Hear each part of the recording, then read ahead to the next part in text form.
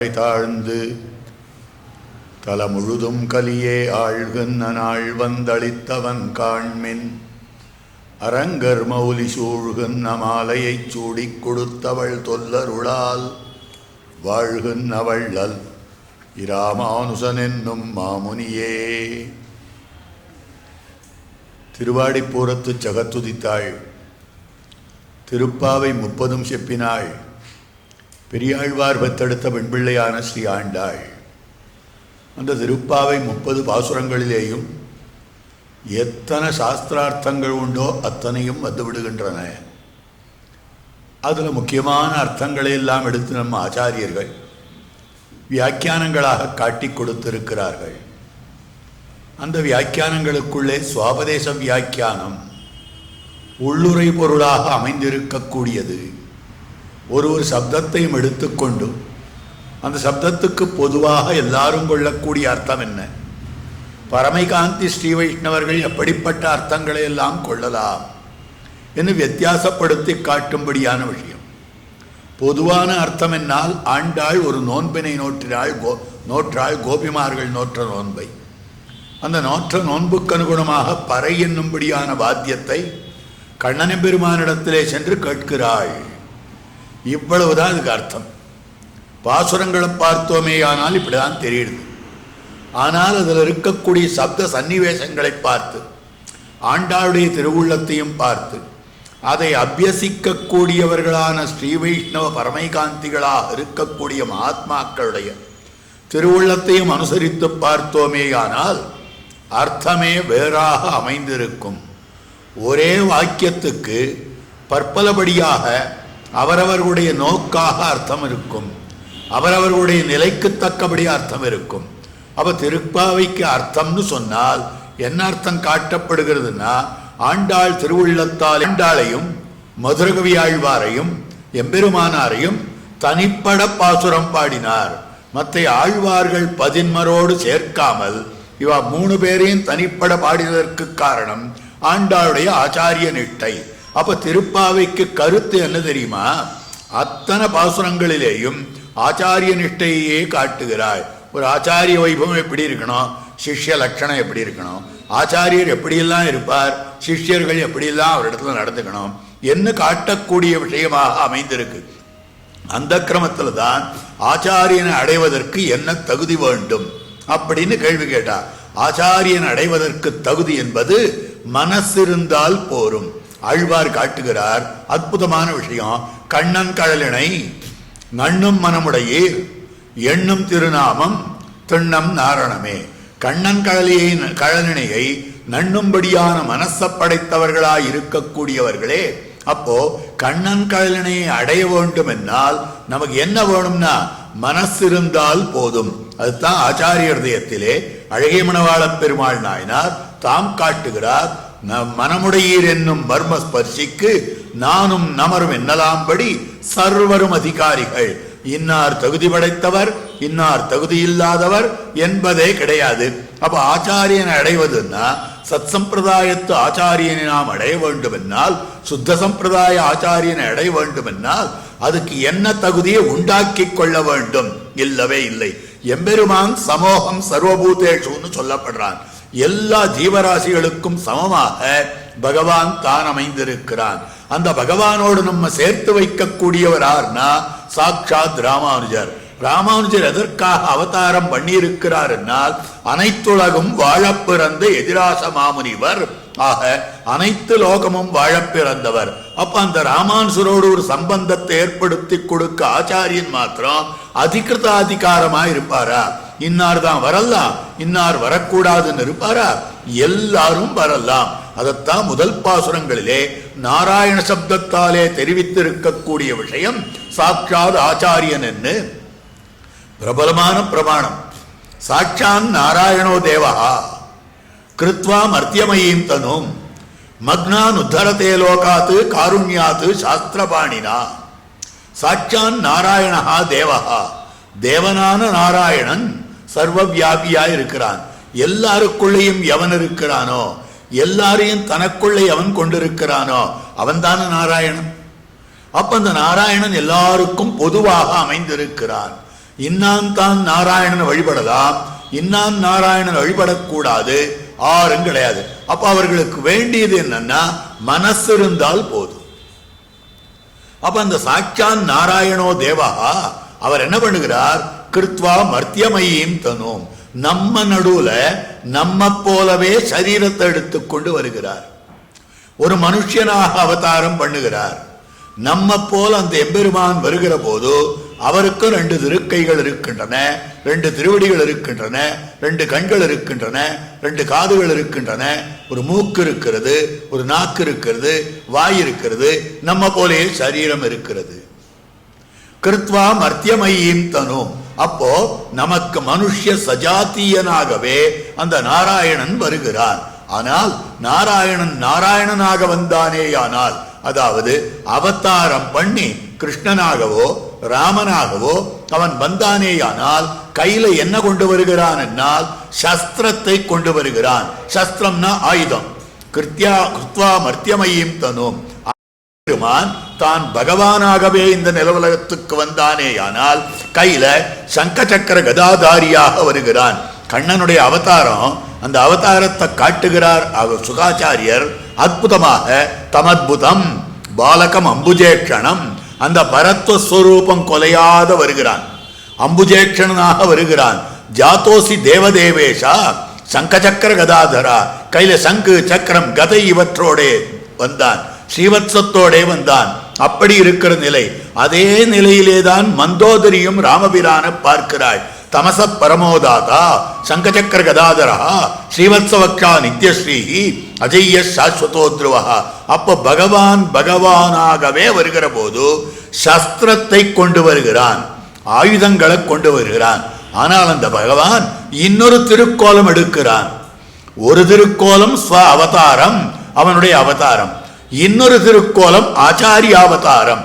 ஆச்சாரியனாக அவதரிக்கிற போது அவர் எதை கையில கொண்டு வரார், ஆச்சாரியன் சங்கத்தை அவதரிக்கிற போது எந்த ஆச்சாரியாலாவது கையில சங்க எடுத்துன்னு வந்தா, சக்கரத்தை எடுத்துன்னு வந்தா, கதை எடுத்துன்னு வந்தா? கிடையாது. ஆச்சாரியர்கள் சிஷ்யர்கள் முன்பு தோன்றுகிற போது சாஸ்திரத்தை கொண்டு வருகிறார்கள். பகவான் சஸ்திரபாணியாக வருகிறான், ஆச்சாரியர்கள் சாஸ்திரபாணியாக வருகிறார்கள். அப்ப பார்க்கிற போது அந்த பகவானே ஆச்சாரியனாக வருகிறான், நாராயணனே ஆச்சாரியனாக வருகிறான். அப்ப கீழ்ப்பாசுரத்திலே முதல் பாசுரத்திலே நாராயணனே நமக்கே பறை தருவான்னா ஆச்சாரியன் தான் நம்முடைய அபேட்சிதங்களை கொடுக்கக்கூடியவர் அப்படின்னு சொல்லும்படியான விஷயம். அப்போ ஆச்சாரியன் அபேட்சிதத்தை கொடுக்கிறார் என்று சொன்னால் அந்த ஆச்சாரியன் அவரை வழிபடக்கூடிய சிஷ்யர்கள் அவ என்னமா இருக்கணும். அப்ப அந்த ஆச்சாரியனை அடையக்கூடிய சிஷ்யர்கள் என்னமா இருக்கணும், அந்த ஆச்சாரியனை அடையக்கூடியவர்கள் யார் வேண்டுமென்னாலும் அடையலாம், எப்படி இருந்தாலும் அடையலாம், எந்த பிரகாரத்திலும் அடையலாம் அப்படின்னு தெரிவிக்கக்கூடிய வார்த்தை. மேவும் நல்லோர் எக்குத்தவாளர் எது பிறப்பு ஏதியல் வாகனின்னோர் அக்குத்தம் அப்பிறப்பு அவ்வியல்வே நம்மை ஆட்கொள்ளுமே. திருவரங்கத்தமுதனார் காட்டுறார். எம்பெருமானாரை மேவும் நல்லோர், எம்பெருமானாரை அடைந்து விட்டார்களே ஆனால் அவன் என்ன தப்பு பண்ணின்றதா இருந்தாலும், எந்த பிறப்பை உடையவர்களாய் இருந்தாலும் என்னை அவ்வியல்பு ஆட்கொள்ளும். அப்படின்னா என்ன அர்த்தம் தெரியுது, எம்பெருமானாரை யார் வேண்டுமென்னாலும் ஆசிரியிக்கலாம். அதுதான் அங்கு காட்டப்படுகிறது. அதற்கனுகுணமாகத்தான் தெரிவிக்கக்கூடிய வார்த்தை போதுவீர் போதுமினோ, போதுவீர் போதுமினோ என்று தெரிவித்திருக்கக்கூடிய வார்த்தையாக அமைந்திருக்கக்கூடியது. அப்ப போதுவீர் போதுமினோனா யார் வேண்டுமென்னாலும் வந்துவிடலாம்.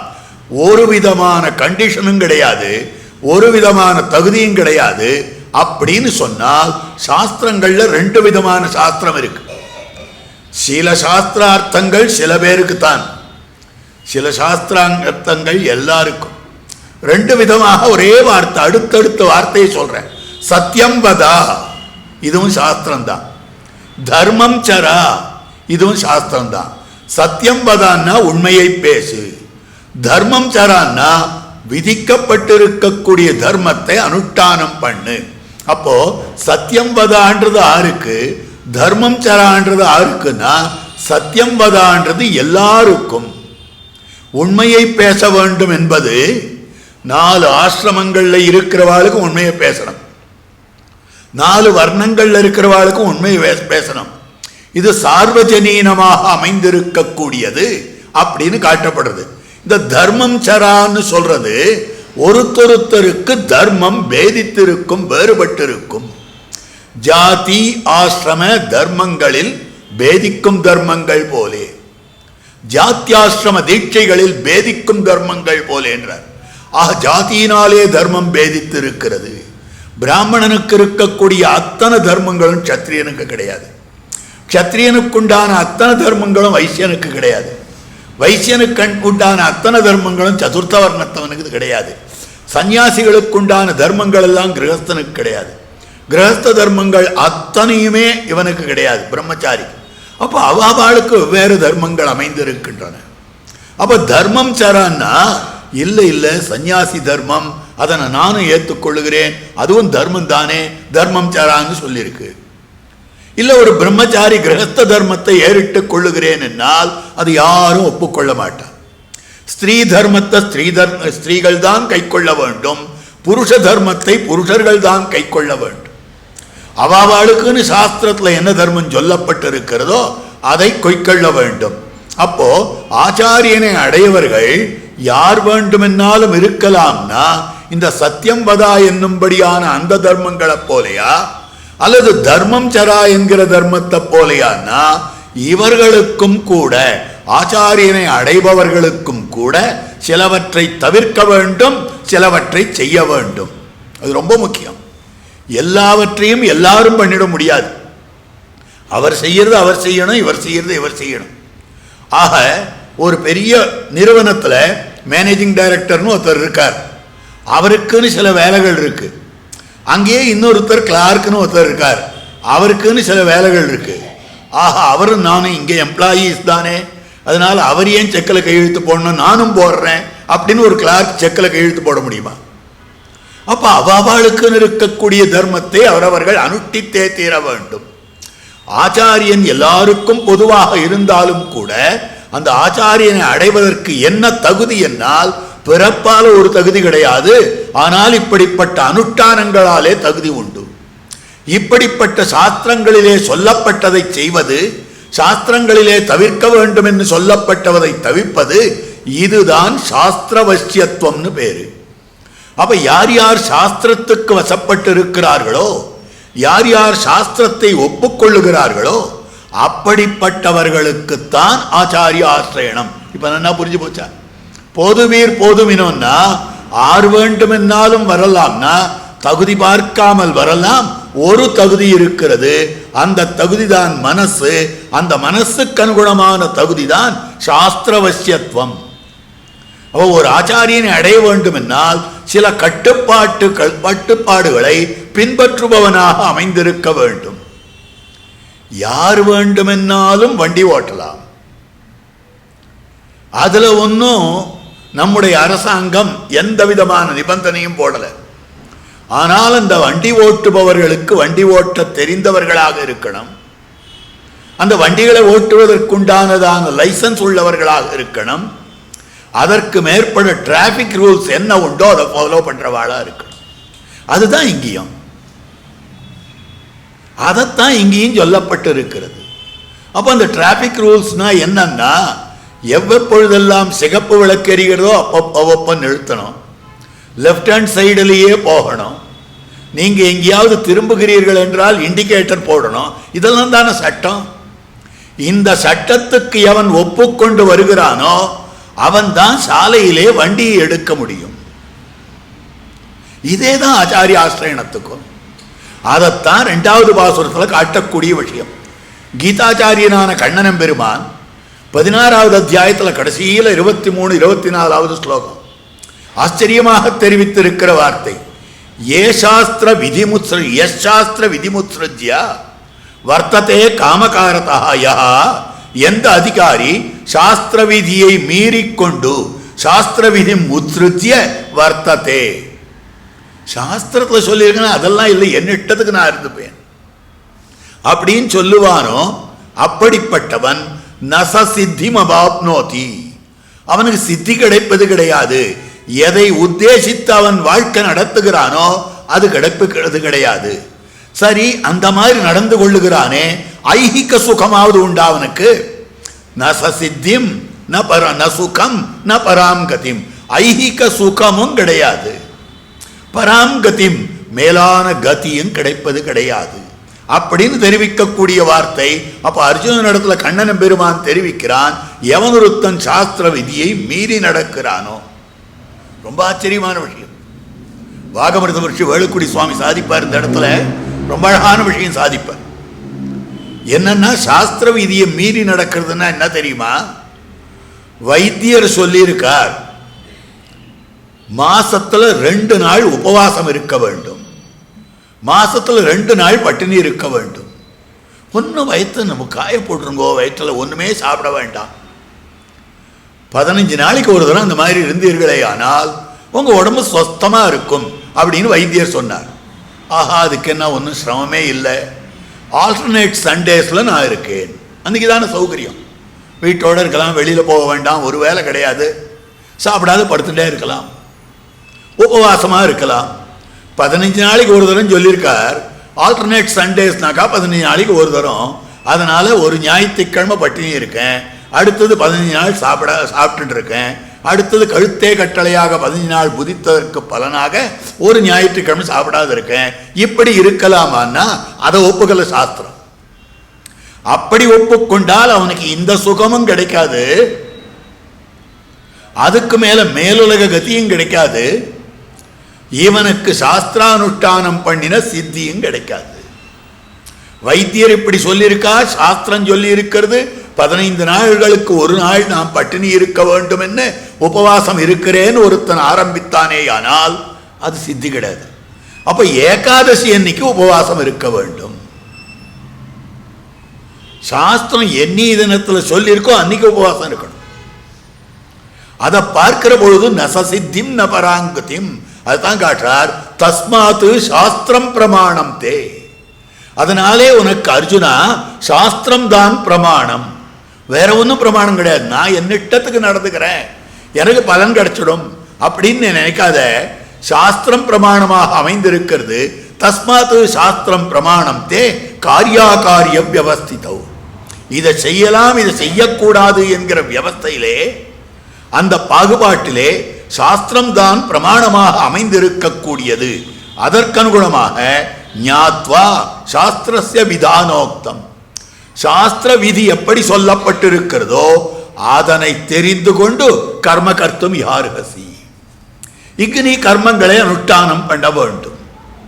அப்ப சாஸ்திரவசியத்துவம்னு இருக்கே அது முக்கியம். அந்த சாஸ்திரவசியத்துவத்துக்கு அடிப்படையான விஷயம் எதுன்னா சாஸ்திரத்தில் இருக்கக்கூடிய நம்பிக்கை, அது சிஷ்யனுக்கு இருக்க வேண்டும்.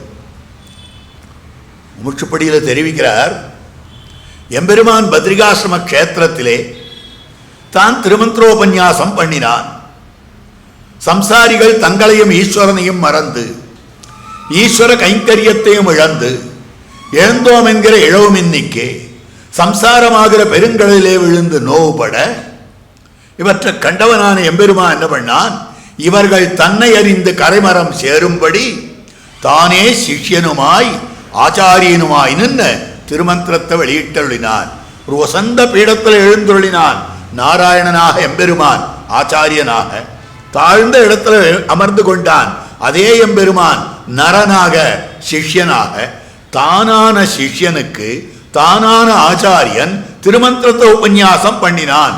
எங்கானும் ஈதுப்பதோர் மாயமுண்டே, நரநாரணனாய் உலகத்தரநூல் சிங்காம விரித்தவன் எம்பெருமான், அதுவன்னியும் செஞ்சுடரும் நிலனும் பொங்கார் கடலும் பொறுப்பும் நெருப்பும் நெருக்கி புக பொன்விடரத்தன போது அங்கார்ந்தவன் காண்மினின் ராய்ச்சியரால் அளவெண்ணை உண்டாப்புண்டிருந்தவனே, எங்கானும் ஈதப்பதோர் மாயம் உண்டே.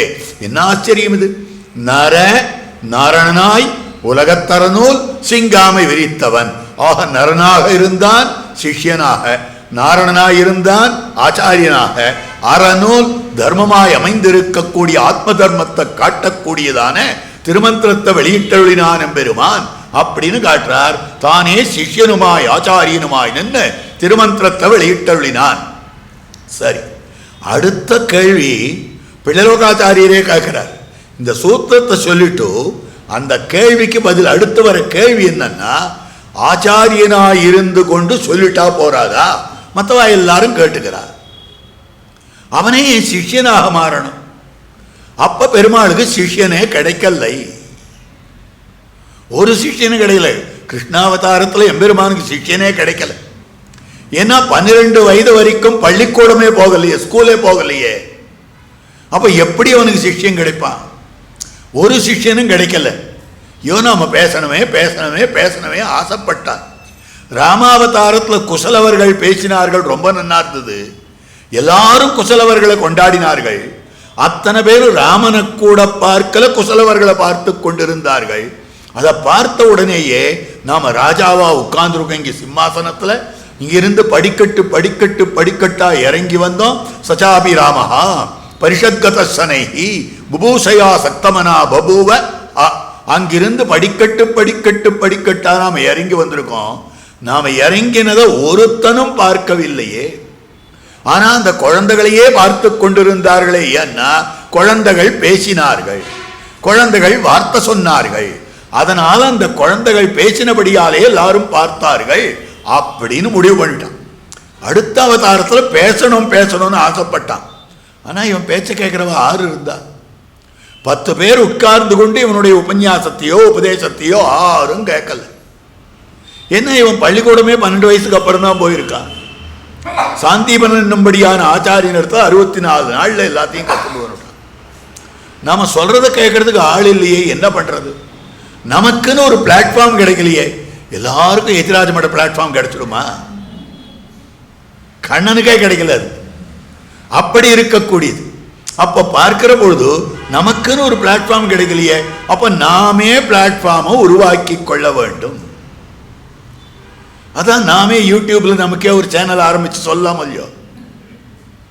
இது அன்னைக்கு கண்ணன் ஆரம்பிச்சது, தன்னுடைய யூடியூப். அது அவரே ஒரு பிளாட்ஃபார்ம் தனக்காக உருவாக்கி கொண்டார். சரி, அந்த யூடியூப்ல கேட்கணும். யார் கேட்கறது? அர்ஜுனனை கூப்பிட்டு கேட்க சொன்னார். அர்ஜுனனை கூப்பிட்டு கேட்கணும்னா கேட்கறதுக்கு அவனுக்கு மனசு வேணுமே. சொல்ல போறது பெரிய வேதாந்தார்த்தம். வேதாந்தார்த்தத்தை சொல்லுகிற போது எப்படி சொல்ல வேண்டும் என்னால், அந்த அர்த்தத்தை சிஷ்யனை பரீட்சை பண்ணி சொல்ல வேண்டும். அந்த சிஷ்யனை பரீட்சை பண்ணி சொல்ல வேண்டும் என்னால் எப்படி அமைந்திருக்கக்கூடியதுன்னா, அதை காட்டக்கூடிய வார்த்தை பரீட்சை லோகான் கர்மசிதான் பிராமணோ நிர்வேதமாயாத். மனசுல நிர்வேதம் இருக்கிறவனுக்குத்தான் வேதாந்தார்த்தம் சொல்லணும். ஐயோ நமக்கு தெரியலையே, நமக்கு வேற வழி இல்லையே, யாராவது சொல்ல மாட்டாளா அப்படின்ற எண்ணம் இருக்கணும். அந்த நிர்வேதத்தை உண்டு பண்ணுவதற்காகத்தான் அத்தனை பேரையும் நாம் பார்க்கணும்னு சொன்ன போது பாரு அப்படின்னு காட்டி விட்டான் எம்பெருமான். என்னோட யார் யார் சண்டை போட போறா, யுத்தம் பண்ண போகிறார்கள் என்று நான் கண்டாலே பார்க்க வேண்டும்னா பீஷ்மரை க்ளோஸ்அப்ல காட்டினான், துரோணரை க்ளோஸ்அப்ல காட்டினான், மத்துமுண்டானவர்களை க்ளோஸ்அப்ல காட்டினான். ஐயோ இவாளெல்லாம் கொல்லணுமான அவனுக்கு ஒரு டிப்ரெஷன் வந்துடுத்து. அப்ப அந்த டிப்ரெஷன், அந்த வருத்தம், அந்த நிர்வேதம் அதை வரவழைச்சு அதுக்கப்புறம் என்ன செய்யறதுன்னு எனக்கு தெரியலைன்னு சொன்ன உடனேயே சிஷ்யஸ்தேகம் சாதிமாம் துவாம் பிரபன்னம்னு சொன்னதும் உபதேசத்தை ஆரம்பித்தார். அப்படி ஆரம்பித்து இருக்கக்கூடியது கண்ணன் பெருமானுக்கு சிஷ்யன் கிடைக்கல. அந்த மாதிரி பகவானுக்கு சிஷ்யன் கிடைக்கல திருமந்திரோபன்யாசத்துக்கு. அதனால என்ன, ஆமா ஏன் எத்தனையோ பேர் இருந்திருப்பாள், வான்னா வரப்போறா.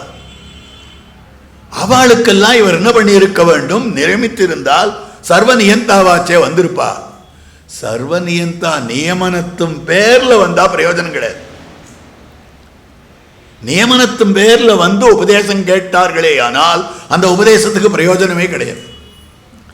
ஆசையாக வர வேண்டும். அதான் இந்த பாசுரத்திலேயே, இன்னி பாசுரத்திலேயே உகந்து செய்யும் கிரிசைகள் கேளீரோ. உய்யுமாறெண்ணி உகந்துன்றது செய்யும் கிரிசைகளுக்கு முன்னால் எடுத்துக்கோங்க. உகந்து செய்யும் கிரிசைகள் கேளீரோ. எந்த காரியத்தை செய்தாலும் ஆசையோட செய்யணும். அந்த ஆசை இல்லாமல் எந்த காரியத்தை செய்தாலும் கூட கடனுக்கு செய்யறதுன்னு ஆகும். அதை சாஸ்திரம் ஒப்புக்கல்ல, அதை பெரியவர்கள் ஒப்புக்கொள்ளலை. அப்படி பார்க்கிற பொழுது எல்லாரையும் நியமித்து விட்டு பகவான் 10 பேரை உட்கார வச்சு சொல்லிருக்கலாமா, பத்ரிகாசிரம கஷேத்திரத்தில் இல்லாதவாளா? இல்லைன்னாலும் வருஷா வருஷம் நிறைய பேர் போயிட்டு இருக்காளு, அவள் ஒரு 10 பேரை கூப்பிடுறது. இல்லை, அந்த மாதிரி பண்ணல. தானே சிஷ்யனாய் நின்னான். ஏன் இந்த மாதிரி நின்னான்? இல்லை, வெறுமை சொல்லிட்டா என்ன ஆகும் தெரியுமா? ஏதோ தம் பெருமைக்காக பெருமாள் சொல்றார் அப்படிதான் நினைச்சிடுவா.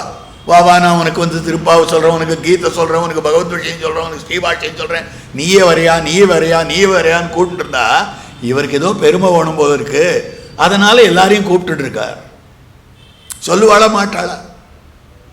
அதே மாதிரி இந்த பெருமாளுக்கு ஏதோ உத்கர்ஷம் தேடிக்கொள்ளுவதற்காக 4 பேர் தன்னை பூஜிக்க வேண்டும், தன்னை புகழ வேண்டும், தனக்கு ஏதாவது கொடுக்க வேண்டும், கியாதி லாப பூஜை அபேட்சித்து சொல்றான்னு தோன்றிடாதோ?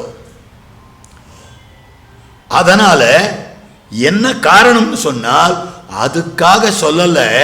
சிஷ்யன் எப்படி இருக்கணும்னே ஜனங்களுக்கு தெரியலை. எல்லாரும் பல்லக்கு மேல ஏற ஆசைப்பட்டார்களே ஒழிய பல்லக்க தூக்கிறதுக்கு ஒத்தனும் வரல. அத்தனை பேரும் ஆச்சாரியத்துவம் வகிப்பதற்கு சித்தமா இருந்தா, நான் சொல்றேன் நீ கேளு, நான் சொல்றேன் நீ கேளு, நான் சொல்றேன் நீ கேளு. ஒரு இடத்துல நிறுவனத்தில் ஒரு மீட்டிங் வைத்தார்களே, ஆனால் அவரவர்கள் தங்களுடைய அபிப்பிராயத்தை சொல்றாள் இல்லையோ, அவரவர்கள் அபிப்பிராயத்தை சொல்லிட்டு அந்த அபிப்பிராயத்தை கேட்கணும், கேட்டு அதன் பிரகாரம் இம்ப்ளிமெண்ட் பண்ணணும்னு ஆசை. நான் சொன்னேன் கேட்கல, என்ன ஆச்சு தெரியுமா? இதுதான். ஆனா அந்த மீட்டிங்கை நிர்வகிக்கிறாரே, அதை நடத்துறாரே, அதை ஆர்கனைஸ் பண்ணிருக்காரே, அவர் இவாளையெல்லாம் மீட்டிங்குக்கு கூப்பிட்டதே இவாளுக்கு கொடுக்குற கௌரவம். நான் சொன்னேன், அவன் கேட்கல, என்னை மதிக்கவே இல்லை, அடுத்த மீட்டிங்க்கு போக மாட்டேன். இப்படி சொல்றது மீட்டிங்ல இன்வைட்டீஸுக்கு இது கிடையாது. இவர் சொன்னதை கேட்கணும்ன்ற நிர்பந்தம் கிடையாது. இவரை கூப்பிட்டதே அவர் இந்த நிறுவனத்தினுடைய தலைவர், இவர் கொடுத்திருக்கிற கௌரவம். அதை ஏத்துக்கிறது ஏத்துக்காதது முழு உரிமையா அவருக்கு தான். அப்படி இருக்கிற போது இந்த இடத்துல நீயேவான்னு அழைத்து சொல்லி இருக்கக்கூடிய விஷயம் எம்பெருமான் தான் சொன்னதை மற்றையோர்களுக்கு மனதிலே பட வேண்டும் என்னால் சிஷ்யன் எப்படி இருக்க வேண்டும் என்று யாருக்கும் தெரியலை. சிஷ்யனாய் நின்னது சிஷ்யன் இருக்கும் இருப்பு நாட்டார் அறியாமையாலே அத்தை அறிவிக்கைக்காக. எதுக்கு இங்க சொன்னா, சிஷ்யன் எப்படி இருக்க வேண்டும் வியாக்கியானம் என்றார் மணவாள மாமனிகள். ஆச்சரியமான வியாக்கியானம். ஒரு அற்புதமான பிரமாணத்தை எடுத்து உதாகரிக்கிறார். சிஷ்யன்னா இப்படியெல்லாம் இருக்க வேண்டும். இப்ப ஆச்சாரியனை அடையக்கூடியவன் யார் வேண்டும் என்னாலும் அடையலாம்.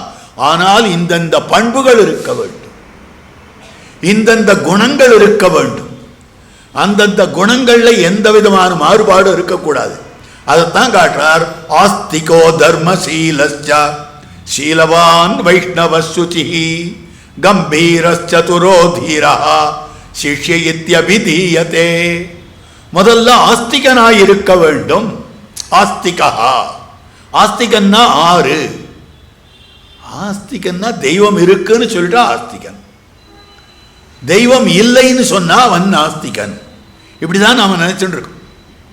லோகத்தில் எல்லாருக்குமே தெய்வம் இருக்குன்னு ஒப்புக்கொள்ளுபவன் எல்லாம் ஆஸ்திகன், தெய்வம் இல்லைன்னு மறுக்கிறவன் எல்லாம் நாஸ்திகனாக இருக்கிறான். இப்படிதான் எல்லாரும் சொல்லிட்டு இருக்கும். ஆனா மணவாள மாமனிகள் 3ஆ பிரிக்கிறார். ஆஸ்திகன், நாஸ்திகன், ஆஸ்திக நாஸ்திகன். நாத்திகரும் நற்கலையில் நன்னெறி சேர் ஆத்திகரும் ஆத்திகன் ஆத்திகனுமாமி வரை ஓர்த்து நெஞ்சே முன்னவரும் பின்னவரும் மூர்க்கரனை விட்டு நடுச்சொன்னவரை நாளும் தொடர். நாத்திகர், நன்னெறி சேர் ஆத்திகர், ஆத்திக நாத்திகர் 3 பேர் வரிசையா சொன்னது. அதுல நடுவுல ஆஸ்திகால் சொல்லப்பட்டு இருக்கிறார்கள். முன்னும் பின்னும் நாஸ்திகரும் ஆஸ்திக நாஸ்திகரும் சொல்லப்பட்டு இருக்கிறார்கள். நாம யார் பின்னால போகணும்? யார் ஆஸ்திகரோ அவர் பின்னால போகணும். மற்றவா 2 பேரையும் மூர்க்கர், அவள்லாம் மூர்க்கர்கள், அவளை விட்டுடு அப்படின்னு சொல்லியிருக்கார். இப்ப இந்த ஆஸ்திக்கம் நாஸ்திக்கம்னா என்ன? நாம நினைச்சுட்டு இருக்கோம் தெய்வம் இருக்குன்னு சொல்றவன் ஆஸ்திகன், தெய்வம் இல்லைன்னு சொல்றவன் நாஸ்திகன். அப்ப ஆஸ்திக நாஸ்திகன் ஒண்ணு வரவே வராது. அப்ப ஆஸ்திகனா இருக்கணும், நாஸ்திகனா இருக்கணும். இப்ப ஆஸ்திக நாஸ்திகன்னு என்னத்துக்காக சொல்றது அப்படின்னு கேட்டா, அங்கதான் தெரிவிக்கக்கூடிய விஷயம் தெய்வம் இருக்கு இல்லைன்றத பத்தி ஆஸ்திக நாஸ்திகத்துவ விசாரம் கிடையாது. ஏனென்றால் தெய்வமே கிடையாது, தெய்வமே கிடையாது, தெய்வமே கிடையாது அப்படின்னு ஒரு பிரச்சாரம் இருந்துட்டு இருந்தது. இன்னமும் இருக்கு. அந்த பிரச்சாரத்துக்கு சமீப காலத்தில் தலைவரா ஒருத்தர் இருந்தார். அந்த தலைவருக்கே விக்கிரக பிரதிஷ்டை, அந்த தலைவருக்கே பிறந்த நாள், அந்த தலைவருக்கே நினைவு நாள், அந்த தலைவருடைய விக்கிரகத்துக்கு மாலை, அந்த விக்கிரகத்துக்கு இதெல்லாம் கொளுத்தி வைக்கிறது, ஊதுபத்தி எல்லாம் கொளுத்தி வைக்கிறது, அகர்பத்தி எல்லாம் கொளுத்தி வைக்கிறது, இத்தனையும் நடந்துட்டு இருக்கு. அப்ப தெய்வம் இல்லைன்னு சொன்னவரையே தெய்வமாக்கிட்டாளா இல்லையா? அப்ப தெய்வம் இல்லைன்னு சொல்றோம் ஒத்தனுமே கிடையாது. அப்ப தெய்வம் உண்டுன்னு சொல்றவாதான் எல்லாரும். அப்ப எல்லாரும் ஆஸ்திகர்கள் சொல்லிடலாமா? சொல்ல முடியாதே. அப்ப எதை சொல்லணும்னா, சாஸ்திரம் உண்டுன்னு எவன் ஒப்புக்கொள்ளுகிறானோ அவன் ஆஸ்திகன். சாஸ்திரம் இல்லைன்னு சொல்லுபவன் இருக்கிறானே, சாஸ்திரத்தில் சொல்லப்பட்ட விதத்துல பரலோகம் கிடையாது, சாஸ்திரத்தில் சொல்லப்பட்ட விதத்துல ஆத்மா கிடையாது, சாஸ்திரத்தில் சொல்லப்பட்ட விதத்துல பகவான் கிடையாது, சாஸ்திரத்தில் சொல்லப்பட்ட விதத்துல தெய்வம் கிடையாது அப்படின்னு எவனெல்லாம் சொல்றானோ அவன் அத்தனை பேரும் நாஸ்திகன் தான். நான் தெய்வத்தை ஒத்துக்கிறேன், ஆனால் சாஸ்திர பிரகாரம் தான் ஒத்துக்கணும்ன்றது இல்லை அப்படின்னு சொன்னா அவனை பரமநாஸ்திகன். அனுமானத்தாலே தெய்வத்தை ஸ்தாபிக்க வேண்டியவன் நாஸ்திகனாக அமைந்திருக்கிறான். அப்ப தெய்வம் இருக்கு இல்லை என்ற விஷயம் விசாரமே கிடையாது. சாஸ்திரம் இருக்கு, சாஸ்திரத்தில் இருக்கக்கூடிய நம்பிக்கை அவனுக்கு இருக்கிறதோ அவன்தான் நாஸ்திகன். அதுதான் முதல் லட்சணம் சிஷ்யனாய் இருப்பதற்கு மாமனிகள் எடுத்து காட்டுறார் இந்த பிரமாணத்தை. ஆஸ்திகா தர்மசீலஸ்சா. அப்ப அதுக்கு மேல அந்த சாஸ்திரத்தில் சொல்லப்படும்படியான தர்மம் இருக்கிறதே, அந்த தர்மங்கள்ல ஈடுபாடு இருக்க வேண்டும். தர்மங்கள்ல ஈடுபாடு இருக்கு. ஆமாமா ஒத்துக்கிறேன், ஆமா இது தர்மம், அது தர்மம், பொய் சொல்லக்கூடாதுன்றது தர்மம், 4 பேருக்கு உபகாரம் பண்ணணுன்றது தர்மம். ஆனா நான் அதெல்லாம் பண்ண மாட்டேன், அது பிரயோஜனம் கிடையாது. சீலவான் அந்த தர்மத்தை சுவானுஷ்டானத்திலே கொண்டு வருபவனாக இருக்க வேண்டும். அதுக்கு மேல எல்லா தர்மங்களையும் பண்ணிட்டு இருக்கேன், ஆனா பெருமாள் நாராயணன் அவனிடத்துல ஈடுபாடு கிடையாது, அவனிடத்துல பக்தி கிடையாதுன்னா இல்ல. வைஷ்ணவா விஷ்ணு பக்தி விஹீனஸ்து அப்படின்னு சொல்லும்படியான விஷயம். விஷ்ணு பக்தி ஹீனனாக இருக்கக்கூடாது. சுச்சிஹி, அப்போ அந்தரங்க சுத்தமாக அவன் அமைந்திருக்க வேண்டும். கம்பீரா, ஆச்சாரிய சுশ্রூஷையிலே சாமர்த்தியவானாய் இருக்க வேண்டும், ஆச்சாரிய சுশ্রூஷையிலே ஈடுபட்டவனாய் இருக்க வேண்டும். சிஷ்ய இத்யபிதீயதே. அப்ப இது மொத்தத்தையும் தான் இந்த 2வது பாசுரத்துல வையத்து வாழ்வீர்கள் என்னும்படியான பாசுரத்துல காட்டும்படியான விஷயமாக அமைந்திருக்கிறது. ஆகவே அப்படி பார்க்கிற போது இந்த இடத்துல சாஸ்திரம்ன்றது என்ன சொல்லுகிறதுனா, இதை செய்யலாம் இதை செய்யக்கூடாது என்று சொல்றதுதான் சாஸ்திரம். சாசனாத் சாஸ்திரம் இதம் குரு இதம் மாகார்ஷி. அப்போ சத்தியம் வதா, தர்மம் சரா, சுவாத்தியாயான்மா பிரமதா, மாத்ருதேவோ பவ, பித்ருதேவோ பவ, ஆச்சாரிய தேவோ பவ, நாப்சுமூத்திர புரீஷம் குறியாத்து, நகலஞ்சம் பக்ஷயேத்து, நானிருத்தம் வதேத்து, இதெல்லாம் சொல்றது. அப்ப செய்யன்னு சொல்றது, செய்யாதேன்னு சொல்றது. இதை செய் இதை செய்யாதேன்னு எது நம்மை விதிக்கிறதோ, எது நம்மை நியமிக்கிறதோ அது சாஸ்திரம். அப்படிப்பட்ட சாஸ்திரத்துக்கு எவனொருத்தன் வசப்பட்டிருக்கிறானோ, ஒப்புக்கொண்டிருக்கிறானோ, நம்பிக்கையோடு கூடியிருக்கிறானோ அவன் ஆச்சாரியனை அடையலாம். அவனைத்தான் என்னன்னு விളിக்கிறார்கள் என்னால் வையத்து வாழ்வீர்கள், இந்த வையத்திலே வாழ்பவர்களே அப்படின்னு சொல்றது. கீழ்ப்பாசுரத்தில் ஒரே ஒரு ஊரை மாத்திரம் சொன்னார், திருவாய்ப்பாடிய மாத்திரம் சொன்னார்கள். சீர்மல்குமாய்ப்பாடி செல்வச் சிறுமியர்கள், திருவாய்ப்பாடியிலே செல்வச் சிறுமியர்களேன்னு அழைக்கிறா. இங்க வையத்து வாழ்வீர்கள்னு இவ்வளவு தூரம் எக்ஸ்டெண்ட் பண்ணி விட்டாளே. வையம்னா லோகம்னு அர்த்தம். இந்த பிரபஞ்சத்தில் இருக்கக்கூடிய அத்தனை மனுஷர்கள், இந்த பூமியிலே இருக்கக்கூடிய அத்தனை மனுஷர்களையும் பார்த்து வையத்து வாழ்வீர்கள்னு அழைக்கிறார். கீழ்ப்பாசுரத்தில் கூப்பிட்டவா வேற, இந்த பாசுரத்திலே அழைக்கப்பட்டவர்கள் வேற அப்படின்னு சொல்லலாம்னா முடியாது. ஒரே செட் ஆஃப் பீப்புள் தான், ஒரே குரூப் ஆஃப் பீப்புள் தான். அதுல கீழ்ப்பாசுரத்திலே சொல்லப்பட்டவர்களா இருக்கக்கூடியவர்கள் ஆய்ப்பாடி செல்வச் சிறுமியர்கள்னு சொல்லிட்டு, இந்த பாசுரத்துல வையம்னு சொன்னா ஆய்ப்பாடி தான் வையமா, வையம் தான் ஆய்ப்பாடியா? இது ஒரு கேள்வி வருதோ இல்லையோ? ஆய்ப்பாடி என்ற சப்தத்துக்கு என்ன அர்த்தம் தெரியுமா? ஆயர்கள் நிறைந்திருக்கிற ஊர். ஆயர்கள்னா ஆறு தெரியுமா? இடக்கையும் வலக்கையும் அறியாதவர்கள். இது வலது கை, இது இடது கைன்னு கூட தெரியாமல் இருக்கக்கூடியவர்கள். அந்த மாதிரி இருக்கக்கூடிய ஒண்ணுமே தெரியாதவா பாவம் அவ. கண்டதற்கு மேற்பட அறியாதவர்கள். ஆறாயிரம் எப்படி வியாக்கியானத்தில் காட்டுறார். ஆய்ப்பாடின்னா என்ன அர்த்தம்? அங்க இருக்கக்கூடியவர்கள் ஆறு? கண்ணால எதை காண்கிறார்களோ அதுக்கு மேல அறியாதவர்கள். புத்திசாலியா இருக்கக்கூடியவன் இருக்கிறதை இல்லைன்னு சொல்லிடுவான், இல்லாதது இருக்குன்னு சொல்லுவான். இதுதான் புத்திசாலியினுடைய வேலை. புத்திசாலியா இருக்கக்கூடியவன் எதிர கண்ணெதிர பார்க்கிற பொருளை அது அந்த பொருள் இல்லைன்னு நிரூபிச்சு போயிடுவான். அது தர்க்க ரீதியாக. இந்த தர்க்க சாஸ்திரம்ன்றது ரொம்ப வேடிக்கையான சாஸ்திரம். ஒரு பெரியவர் சொல்லுவார், தர்க்க சாஸ்திரம் அது வியர்த்த சாஸ்திரம்னுவார். ஏன்னா இல்லாதது இருக்கிறதா காட்டிடக்கூடிய ஒரு நிலை ஏற்படுகிறது. அதுதான் ஆங்கிலத்தில் ஃபேலசி ஆஃப் லாஜிக்னு சொல்றோம். அந்த மாதிரி அமைந்திருக்கக்கூடியது தர்க்க சாஸ்திரம். அதுக்கு நல்ல புத்திசாலித்தனம் வேணும். அந்த புத்திசாலியா இருக்கக்கூடியவன் பிரத்யட்சத்தை விதிக்கிறான் அனுமானத்தை கொண்டு. ஒரு அனுமானத்தை வச்சுண்டு இருக்கிற பொருளை இல்லைன்னே ஸ்தாபித்து விடுவான். பொய்யுடை ஒருவன் சொல்வன் மெய்போலுமே மெய்போலுமே. பொய்யே சொல்ற ஒருத்தன் தன்னுடைய வாக் சாமர்த்தியத்தினாலே சத்தியமாக்கிடுவான். அதுதான் உண்மை, அதுதான் உண்மைன்னு எல்லாரும் நம்பும்படியாக பண்ணிவிடுவான். அப்போ புத்திசாலித்தனமே இல்லாத ஆயர்கள்னா எப்படிப்பட்டவர்கள்னா, கண்ணாலே கண்டதற்கு மேற்பட இல்லை. கண்ணால பார்த்ததுக்கு மேல எதுவுமே கிடையாது. கண்ணன் தெய்வம்னா கண்ணன் தெய்வம், அவன் தெய்வமா இல்லையான்னு எங்களுக்கு ஆராய்ச்சியே வேண்டாம். இந்த நம்பிக்கை மாத்திரம் நமக்கு இருந்துடுத்தோன்னா, சாஸ்திரம் சொல்லித்து நம்புறேன், இவர் பெருமாள் எங்க சுவாமி காட்டி கொடுத்தாரு, இவர் பெருமாள். அப்போ வேற எங்கேயாவது போவோமா நம்ம? அந்த நம்பிக்கை எத்தனை பேருக்கு இருக்கு?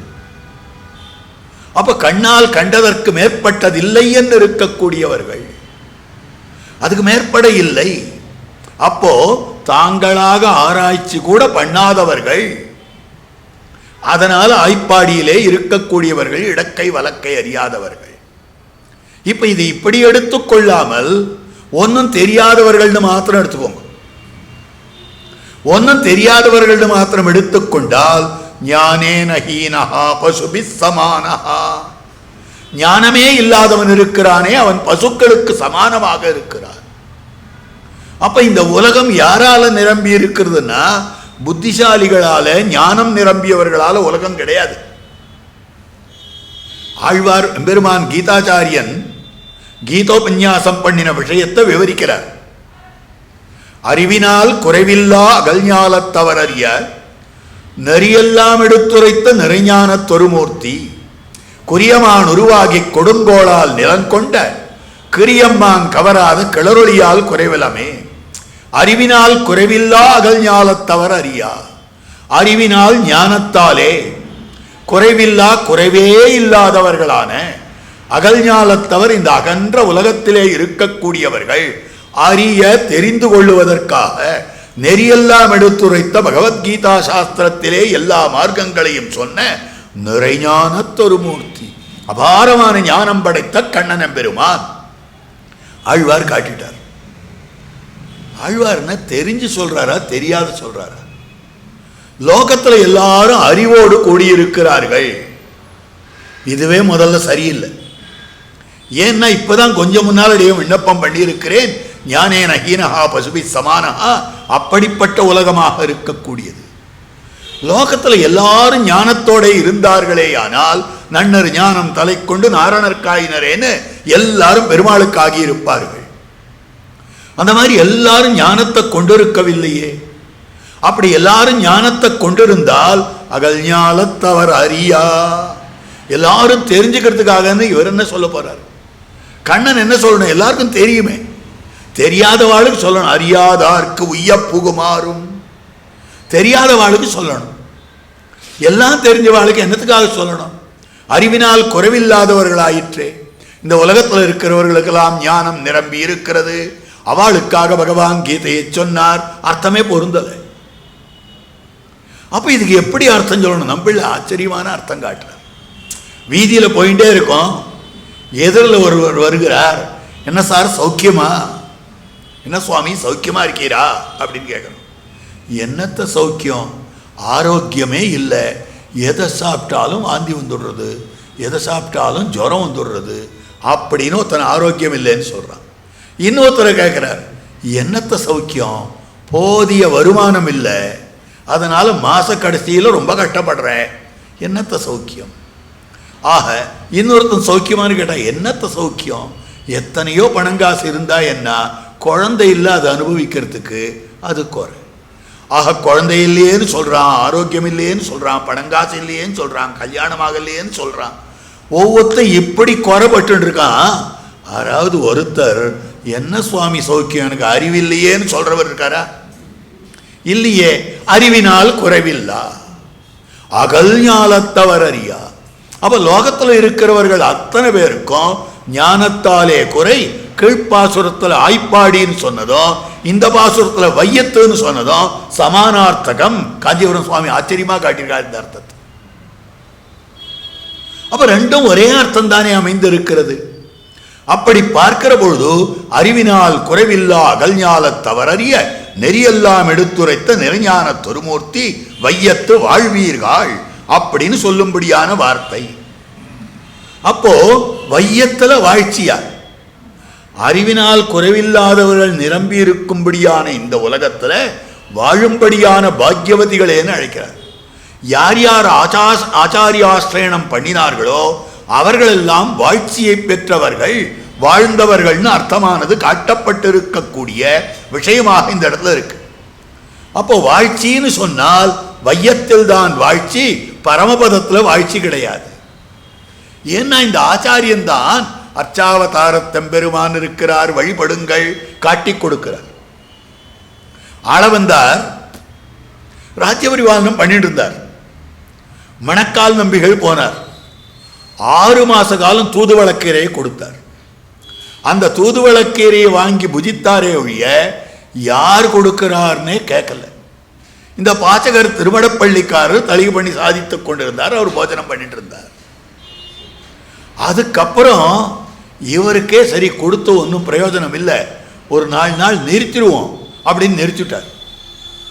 என்னைக்கு தூதுவளக்கீரை வரலையோ, இன்னைக்கு கீரை இல்லையோ, பிரதானம் சாதிக்கிச்சு இல்லை. ஏன்?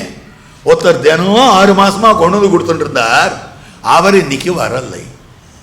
அப்பதான் தோணித்தான், நம்மால என்ன காரியம் ஆகணும்னு இதை கொண்டு வந்து கொடுக்கிறார். அவர் என்னன்னு தெரியலையே. ஆகவே அவர் அடுத்த தரம் வருகிற போது நான் அவரை பார்க்கணும். அது வரைக்கும் ஆளவந்தாரை பார்க்கவே முடியல, யாமுனாச்சாரியரை பார்க்கவே முடியல. காரணம் என்னன்னா ராஜாவா இருந்தார். அதாவது ராஜாவை போய் சுலபமா பார்த்துட முடியுமா? அந்த ராஜா அப்பாயின்மெண்ட் நமக்கு கொடுப்பாரா? இவருக்கு அப்பாயின்மெண்ட்டே கொடுக்கல. அதனால இவரால் போய் பார்க்க முடியல. அப்படி பார்க்க முடியாது இருந்த காலத்துல ஒரு நாள் நிறுத்தினதும் கூப்பிட்டு வாங்கினார். சரி, இன்னும் 4 நாள் கழிச்சு திரும்பி கொண்டு வந்து கொடுத்தார். உங்க ராஜாவை பார்க்கணும்னார். சந்தோஷம் தாங்கல அவருக்கு. நேரம் புறப்பட்டு போனார். உங்க தாத்தா உன்னுடைய சொத்தெல்லாம் எங்கிட்ட இருக்கு, அதை உமக்கு கொடுக்கணும்ன்றதுக்காக தான் வந்து வந்து போயிட்டு இருக்கேன்.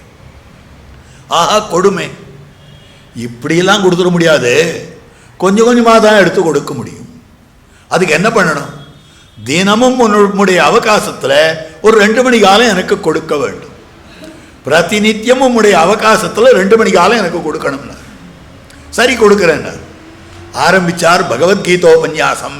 தர்மக்ஷேத்ரே குருக்ஷேத்ரேன்னு ஆரம்பிச்சு கீதார்த்தங்களை சொன்னார், ஸ்ரீபாஷ்யார்த்தங்களை சொன்னார், பகவத் விஷயார்த்தங்களை சொன்னார். இத்தனை அர்த்தத்தையும் சொல்லிவிட்டார். சரி முடிஞ்சு போச்சான்னு கேட்டார். கொடுத்துட்டீரா? கொடுத்துட்டேன். இன்னும் ஒரு பெரிய சொத்து இருக்கு உங்க தாத்தாவது. சரி அதையும் கொடும். கை நீட்டார் அவர். அது இங்க கொடுக்க முடியாது, அது இம்மூவபிள் ப்ராப்பர்ட்டி. இதெல்லாம் மூவபிள் ப்ராப்பர்ட்டி. தூக்கிட்டு வந்து கொடுத்துடலாம், நகையாக கொடுத்துடலாம், வெள்ளி பாத்திரமாக கொடுத்துடலாம், எல்லாத்தையும் கொடுத்துடலாம். ஆனால் அது இம்மூவபிள் ப்ராப்பர்ட்டி வரும். 2 ஆற்றுக்கு நடுவிலே இருக்கிறது. அந்த 2 ஆற்றுக்கு நடுவிலே அழைத்து கொண்டு சென்று எப்படி எம்பெருமானார் பிள்ளையுறங்காவில்லிதாசருக்கு திருவரங்கத்தெம்பெருமான காட்டி கொடுத்தாரோ அதே மாதிரியாக காட்டி கொடுத்தார். உடனே திருவரங்கத்தெம்பெருமான் விஷயமாக அவரும் ஸ்தோத்திரம் பண்ண ஆரம்பிச்சுட்டார். அப்ப பார்க்கிற போது அவருடைய வைபவத்தை பார்க்கிற பொழுது ஆச்சாரியன் எதை காட்டி கொடுக்கிறார்னா அர்ச்சாவதாரத்து எம்பெருமானை நமக்கு காட்டி கொடுப்பவராக தாம் இருக்கிறார். இதுதான் வாழ்ச்சி. அப்போ வையத்துல வாழ்ச்சின்னா என்ன தெரியுமா? பகவத் அனுபவம் பண்ணி இங்கே காண இப்பிறப்பே மகிழ்வர் எல்லியம் காலையே. அப்போ வையத்தில் தான் வாழ்ச்சி. திருவடி தெரிவிக்கிறார், ஸ்னேகோமே பரமோராஜன் துவை நித்தியம் பிரதிஷ்டிதா பக்திச்ச நியதாவீர பாவஹா ந அந்யத்ர கச்சதி. ஹனுமான் வாரும் பரமபதத்துக்கு போலாம் கூப்பிட்டார். பரமபதத்துக்கு போனால் தேவரீர் தேவரீராக இருப்பீரா? ராமபிரானை பார்த்து கேட்கிறார். இதே மாதிரி கையில் வில்ல பிடித்து கொண்டு ஸ்ரீசாரங்கத்தை ஏந்தி கொண்டு முதுகில் அம்பராத்துணி சாத்திண்டு இந்த மாதிரி கிரீடத்தை சாத்திண்டு அழகா அனுப்பீரா? அப்படியெல்லாம் இல்லை, 4 கை இருக்கும் அங்க. பெருமையா சொல்லுகிறார், இங்க 2 கை தானே, அங்க 4 கை இருக்கும். இங்க ஒரே ஒரு பத்தினி சீத்தை தானே, அங்க 3 பத்தினிமார்கள் இருப்பா, ஸ்ரீதேவின்னு பூதேவின்னு இளாதேவின்னு. இதை கேட்டதும் திருவடிக்கு காதுல என்னமோ பண்ணிடுத்து பாவம். ராம ராம ராமான்னு காதை மூடிட்டார். நாம் பிரம்மச்சாரி, உன் பக்கத்துல ஒரு பெண் பிள்ளை சீத்தை இருக்கிறதையே கட்டப்பட்டு பொறுத்துட்டு இருக்கேன் நான். உன் பக்கத்துல இன்னும் 2 ஸ்திரீகளா? ஐயோ வேண்டவே வேண்டாம்ப்பா, நான் இங்கேயே இருந்துடுறேன், நான் இந்த நிலவுலகத்திலேயே இருக்கு. ஸ்னேகோமே பரமஹா, உம்மிடத்தில் என்னுடைய ஸ்னேகமானது மேம்பட்டதாக இருக்கிறது. துவயி, உன்னிடத்திலே. பரமபதநாதனிடத்துல அந்த ஸ்னேகம் கிடையாது எனக்கு, உன்னிடத்துல நித்தியம் பிரதிஷ்டிதா. உடனே பெருமாள் கேட்கிறார், இன்னைக்கு இல்லைன்னா 10 வருஷம் கழிச்சு வரீரா? ஒரு 4-5 மாசம் கழிச்சு வரீரா? நான் முதல் ஃப்ளைட்ல போறேன், நீர் அடுத்த ஃப்ளைட்ல வரீரா அப்படின்னு கேட்டார். இல்லை இல்லை, வரவே மாட்டேன். நித்தியம் பிரதிஷ்டிதா. எப்படி வந்தது உனக்கு இந்த ஆசையம் பேர்ல? துவயி, உன்னாலே எனக்கு மேல வைக்கப்பட்டது. நீர் தான் அந்த ஆசையை கொடுத்திருக்கிறீர். நித்தியம் பிரதிஷ்டிதா பக்திஷ்ட நியதாவீரா. பக்திஷ்ட நியதாவீர, பக்தி உன்னிடத்துல ஸ்னேகமும் இருக்கு பக்தியும் இருக்கு. ஸ்னேகம்னா என்ன, பக்தின்னா என்ன? 2 ஒன்று தானே. பக்தினால் அன்பு, ஸ்னேகம்னாலும் அன்பு. இல்லை, வித்தியாசம் இருக்கு. ஸ்னேகம்னா சேர்ந்திருக்கிற போது உயிரோடு இருந்து பிரிந்தால் உயிரை விட்டானே, அந்த தசரதனுக்கு இருந்ததான அன்பு இருக்கிறதே, அது ஸ்னேகம். தொடர்ந்து பின்னால போய் கஷ்டப்பட்டாவது ஆர்கியூ பண்ணியாவது அவனோட எதிர்த்து பேசியாவது ராமனோடு கூடவே போய் கைங்கரியம் பண்ணணும்னு அன்பு வைத்திருந்தானே இளைய பெருமாள் லக்ஷ்மணன், அவனுக்கு இருந்ததான அன்பு இருக்கிறதே, அது பக்தி. ராமா, தேவரீரிடத்துல ஸ்னேகமும் எனக்கு உண்டு, பக்தியும் உண்டு. நீ ஆலிங்கனம் பண்ணிட்டியே, இந்த உடம்ப பார்த்து இங்க இருந்துருவேன், இந்த உடம்ப மூந்துன்னு இங்க இருந்துருவேன். அப்படி இருக்கிற போது பாவகா, என்னுடைய எண்ணமானது நான் அந்யத்ர கச்சதி, இன்னொரு இடத்துக்கு என்னுடைய எண்ணமானது போவதே கிடையாது. அப்ப என்னுடைய எண்ணம் எங்க இருக்குன்னா இந்த ராமநாகர திருமேனியில் இருக்கிறதே ஒழிய இன்னொரு இடத்துல பாவகா நான் அந்யத்ர கச்சதி, பரமபதத்துக்குன்னு சொல்றதுக்கு கூட நாக்கு கூச்சித்து. பேதை பாலகன் அதாகும், தொண்டடிப்புடி ஆழ்வார் சாதிக்கிறார். பேதையாகும் பாலகனாகும் அதாகும்னு சொல்றார். அதுன்னா என்னது?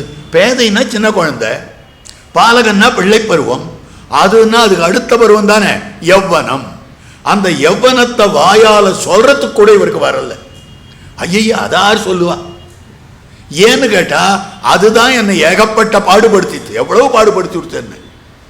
அந்த யௌவனத்துல தான் தேவதேவியின் இடத்துல ஈடுபட்டு, அதனால திருவரங்கத்தெம்பெருமான் கைங்கரியத்தை இழந்து, அதனால சிறைவாசம் பண்ணி எவ்வளவு கஷ்டப்பட்டு தெரியுமா?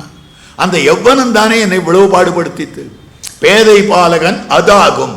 அப்ப யௌவனத்தை பேர் சொல்லவும் கூச்சிற்று, தொண்டரடிப்பொடி ஆழ்வாருக்கு திருவடிக்கு பரமபதநாதன் பெயர் சொல்றதுக்கே கோஷித்து என் அமுதினை கண்ட கண்கள் மத்தொன்னினை காணாவே. திருப்பாணாழ்வாருடைய திருவாக்கு. இப்படி பார்க்கிற போது ஸ்னேகோமே பரமோ ராஜன்னு, அப்ப ராமாவதாரத்தில் அவருக்கு ஈடுபாடு. அந்த மாதிரி ஆச்சாரியன் நமக்கு காட்டி கொடுப்பது அர்ச்சாவதாரத்திலே. இவையெல்லாம் நமக்கு நம் பெருமாள் பக்கலிலே காணலாம். முமுட்சுப்படியில காட்டுறார். இதெல்லாம் நம்முடைய பெருமாள் பக்கலிலே வைத்தன்ற அஞ்சல் என்ற கையும் கவித்த முடியும் ஆசனபத்மத்திலே அழுத்தியிட்ட திருவடிகளுமாய் நிற்கிற நிலை. இந்த நிலைதான் நமக்கு தஞ்சம். இதெல்லாம் நம்ம எங்க பார்க்கிறதுனா நம் பெருமாளிடத்திலே பார்க்கலாம். அந்த பெருமாள் ஆச்சாரியன் காட்டி கொடுக்கிறார். வையத்து வாழ்வீர்கள், இதுதான வாழ்ச்சி. வேதாந்த தேசிகன் அற்புதமாக காட்டுகிறார். வைகுண்ட வாசேபி நமேபிலாஷா, வைகுண்டத்திலே வசிப்பதற்கு எனக்கு ஆசை கிடையாது. தேவப்பெருமாளுடைய திருமுக மண்டலம் இப்பொழுது இன்னமும் பொலிவாக சிரிச்சென்றிருக்கார் தேவப்பெருமாள். அந்த தேவப்பெருமாளுடைய திருமுக மண்டலம் இருக்கிறதே, அந்த திருமுக மண்டலத்தை சேவித்தார்.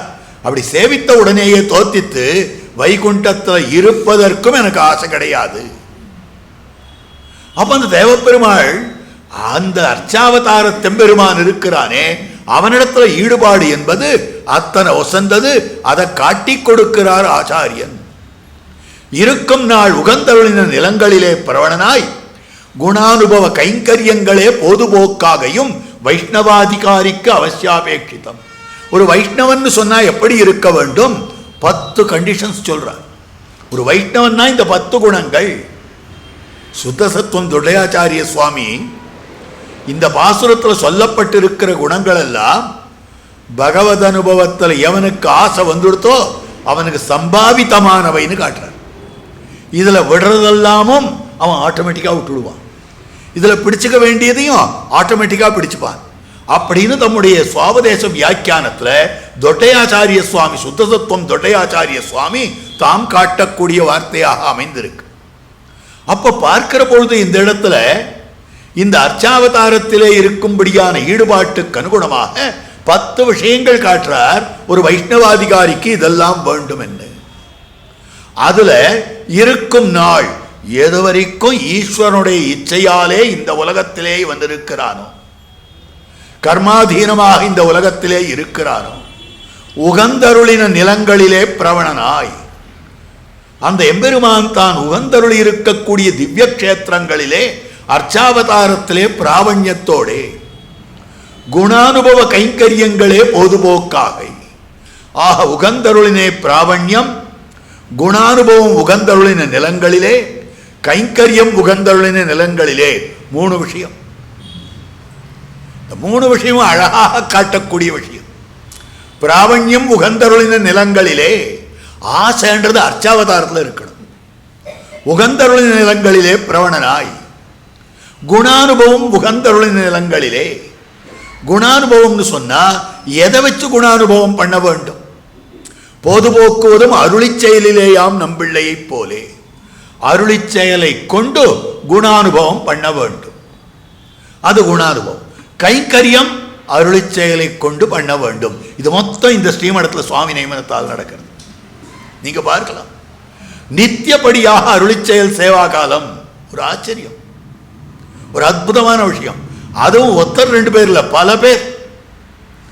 பல பேர் ஆண்டாள் கோஷ்டியினரும் ஆழ்வார் கோஷ்டியினருமாக எழுந்து அப்படி அருளிச்செயல் சேவிக்கிற போது குணானுபவம் பண்ணுகிறார்கள். அர்ச்சாவதாரமான எம்பெருமானிடத்திலே பிராவண்யம் கொண்டிருக்கிறார்கள். இன்னைக்கு காலை ஒரு நிகழ்ச்சி நடந்தது. உடனே அடி எனக்கு இந்த பாசுரம் ஞாபகம் வந்தது. இந்த பாசுரத்தை இப்ப கோஷ்டியில விண்ணப்பம் பண்றேன். எம்பெருமானாரை பற்றி காட்டுகிற போது பார்த்தான் அருசமயங்கள் பதைப்பா. எம்பெருமானார் கிரந்தத்தை பார்த்தாராம். 6 சமயங்களும் பதபதச்சு போச்சு. அவளை பார்க்கல, இவர் முறைச்சு பார்க்கல. இவர் கிரந்தத்தை பார்க்கிறார், பிரம்மசூத்திரத்தை பார்க்கிறார், உபனிஷத் வாக்கியங்கள்ல அவர் பேத ஸ்ருதியை பார்க்கிறார், அபேத ஸ்ருதியை பார்க்கிறார், கடக ஸ்ருதியை பார்க்கிறார். 6 சமயங்கள் வேதத்துக்கு புறம்பாக தவறர்த்தம் சொல்லக்கூடிய 6 சமயங்களும் நடுநடுங்கி போயிடுச்சு. ஆஹா, இவர் நன்னா பார்த்துட்டாரு எல்லாத்தையும் அப்படின்னு. அடுத்த வார்த்தை தான் நம்ம சுவாமி சொல்றார். இப்பார் முழுதும் போர்த்தான் புகழ் கொண்டு. இன்னைக்கு எல்லாருக்கும் உங்களுக்கு எல்லாம் குளிரும் அப்படின்னு சொல்லிட்டு சுவாமி எல்லாருக்கும் இன்னைக்கு போர்வை போத்து விட்டார், சால்வை போத்து விட்டார். இப்பார் முழுதும் போர்த்தான் புகழ் கொண்டு புன்மையினேர் இடைத்தான் புகுந்து தீர்த்தான் இருவினை தீர்த்து அரங்கன் செய்ய தாளினையோடு ஆர்த்தான். என்ன சாதித்து இருக்கிறார்னா, அடுத்தது பகல் 10 உற்சவம் வருது, எல்லாரும் வாருங்க, அரங்கன் செய்ய தாளினையோடு ஆர்த்தான் சேர்த்து வைத்திருக்கிறார். நீ கார்த்தால அதை சேவிக்கிற போது இன்னைக்கு ஆண்டாள் கோஷ்டியினர் அத்தனை பேருக்கும் சுவாமி சால்வ அனுகிரகித்து அதை போர்க்க செய்தார். அதுதான் ஆச்சரியம். கையில கொடுத்து விடுறது இல்லை, எல்லாருக்கும் கையில கொடுத்துடலாம். அங்கிருந்து ஒரு அம்மாவை அழைத்து எல்லாருக்கும் போத்து விடு, எல்லாருக்கும் குளிர்றது. என்ன விசாலமான ஹிருதயம், என்ன காருண்யம். காரே கருணை ராமானுசான்றது இவர். அந்த மாதிரி காருண்யத்தோடு கூடியிருக்கக்கூடிய நிலை. அப்ப ஆச்சாரியன் நமக்கு காட்டி தருவது இருக்கும் நாள் உகந்தருளின் நிலங்களிலே குணானுபவ கைங்கரியங்களே பொதுபோக்காகை. அதுதான் ஆச்சாரியன் காட்டி கொடுத்தார். இந்த ஆச்சாரியனை அடைந்தால் வையத்து வாழ்வீர்கள். வாழ்ச்சின்னு சொல்றது இங்கதான் அமைந்திருக்கிறதே மற்றொரு இடத்திலே வாழ்ச்சி இல்லை என்று சொல்லும்படியான விஷயம். இரண்டாவது விஷயம், வையத்தும் வாழ்ச்சி.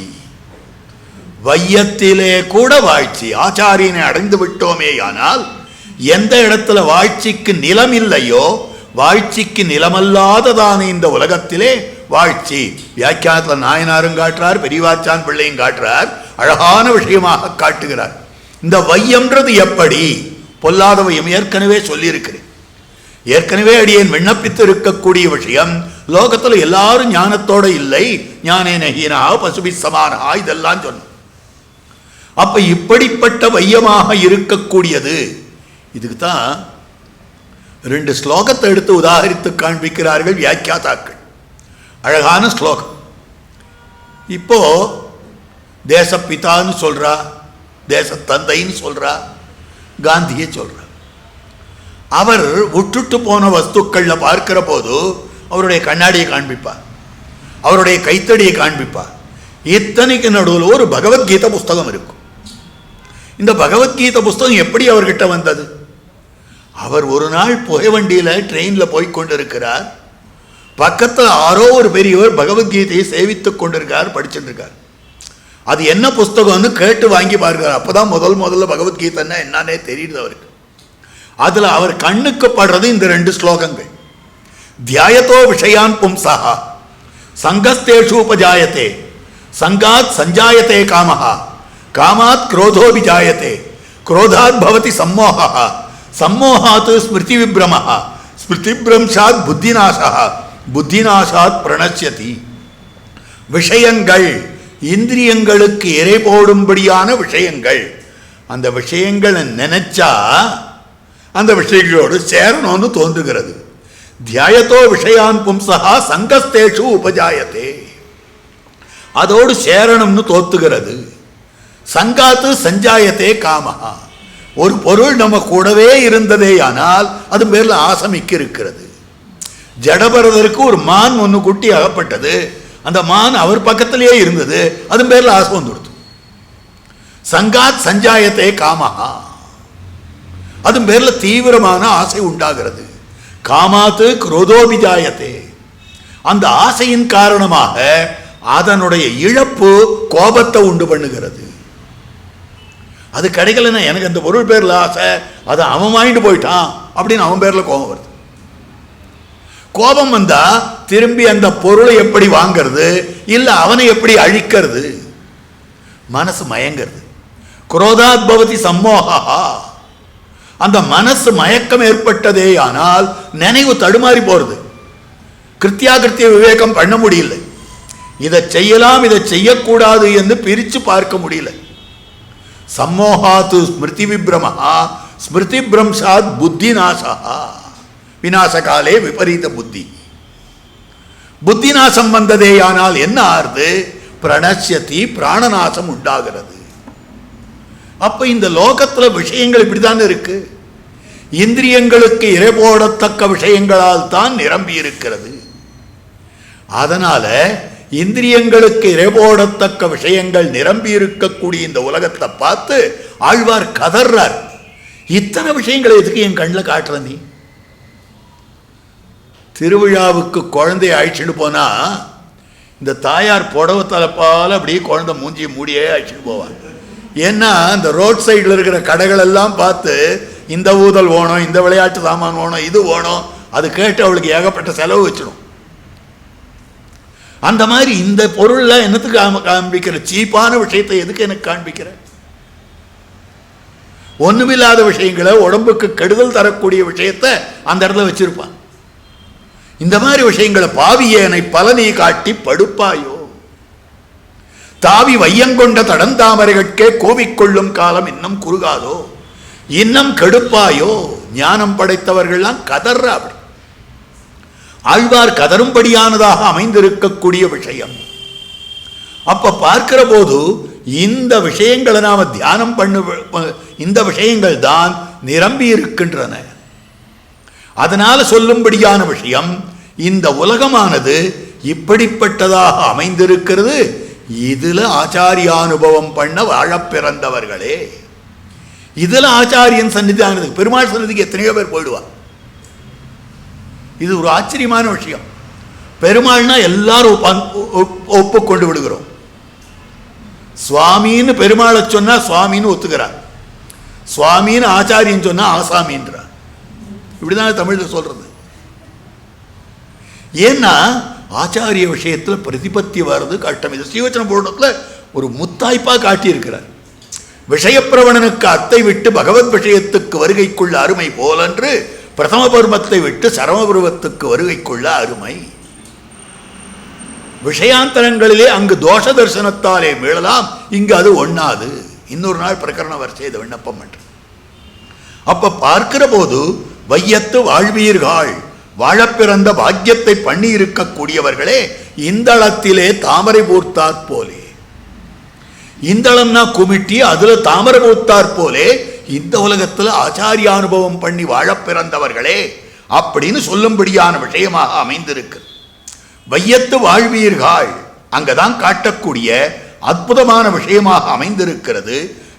எப்படி இருக்கிறதுனா, இப்படி வந்தவர்கள் எப்படிப்பட்ட வாழ்ச்சியாக அமைந்திருக்கிறது?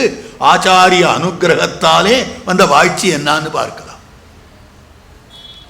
எம்பெருமானார் லோகத்தை பார்க்கிறார், வையமாத்தான் இருந்தது. நன்னாரார் முருவலிப்பன் அல்லுத்தார் கரைந்தேங்க எண்ணாரா துயர் விளைக்கும் இவை என்ன உலகியற்கை. உலகியற்கை ஆழ்வார் அப்படி காட்டுகிறார். நேற்று தினம் விண்ணப்பம் பண்ணினேன்.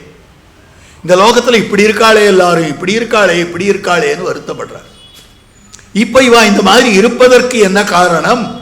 பகவத் பரத்வ ஞானம் இல்லை.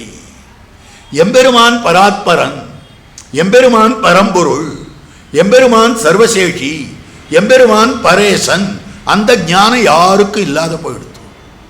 இப்ப அந்த ஞானத்தை உருவாக்க வேண்டும் என்பதற்காக தான் எழுந்தருள் இருக்கக்கூடிய திவ்ய கஷேத்திரம், அங்கிருக்கக்கூடிய எம்பெருமான் பொலிந்து நின்ற பிரான், அந்த எம்பெருமான் விஷயமாக 10 பாசுரங்கள் பாடுகிறார்.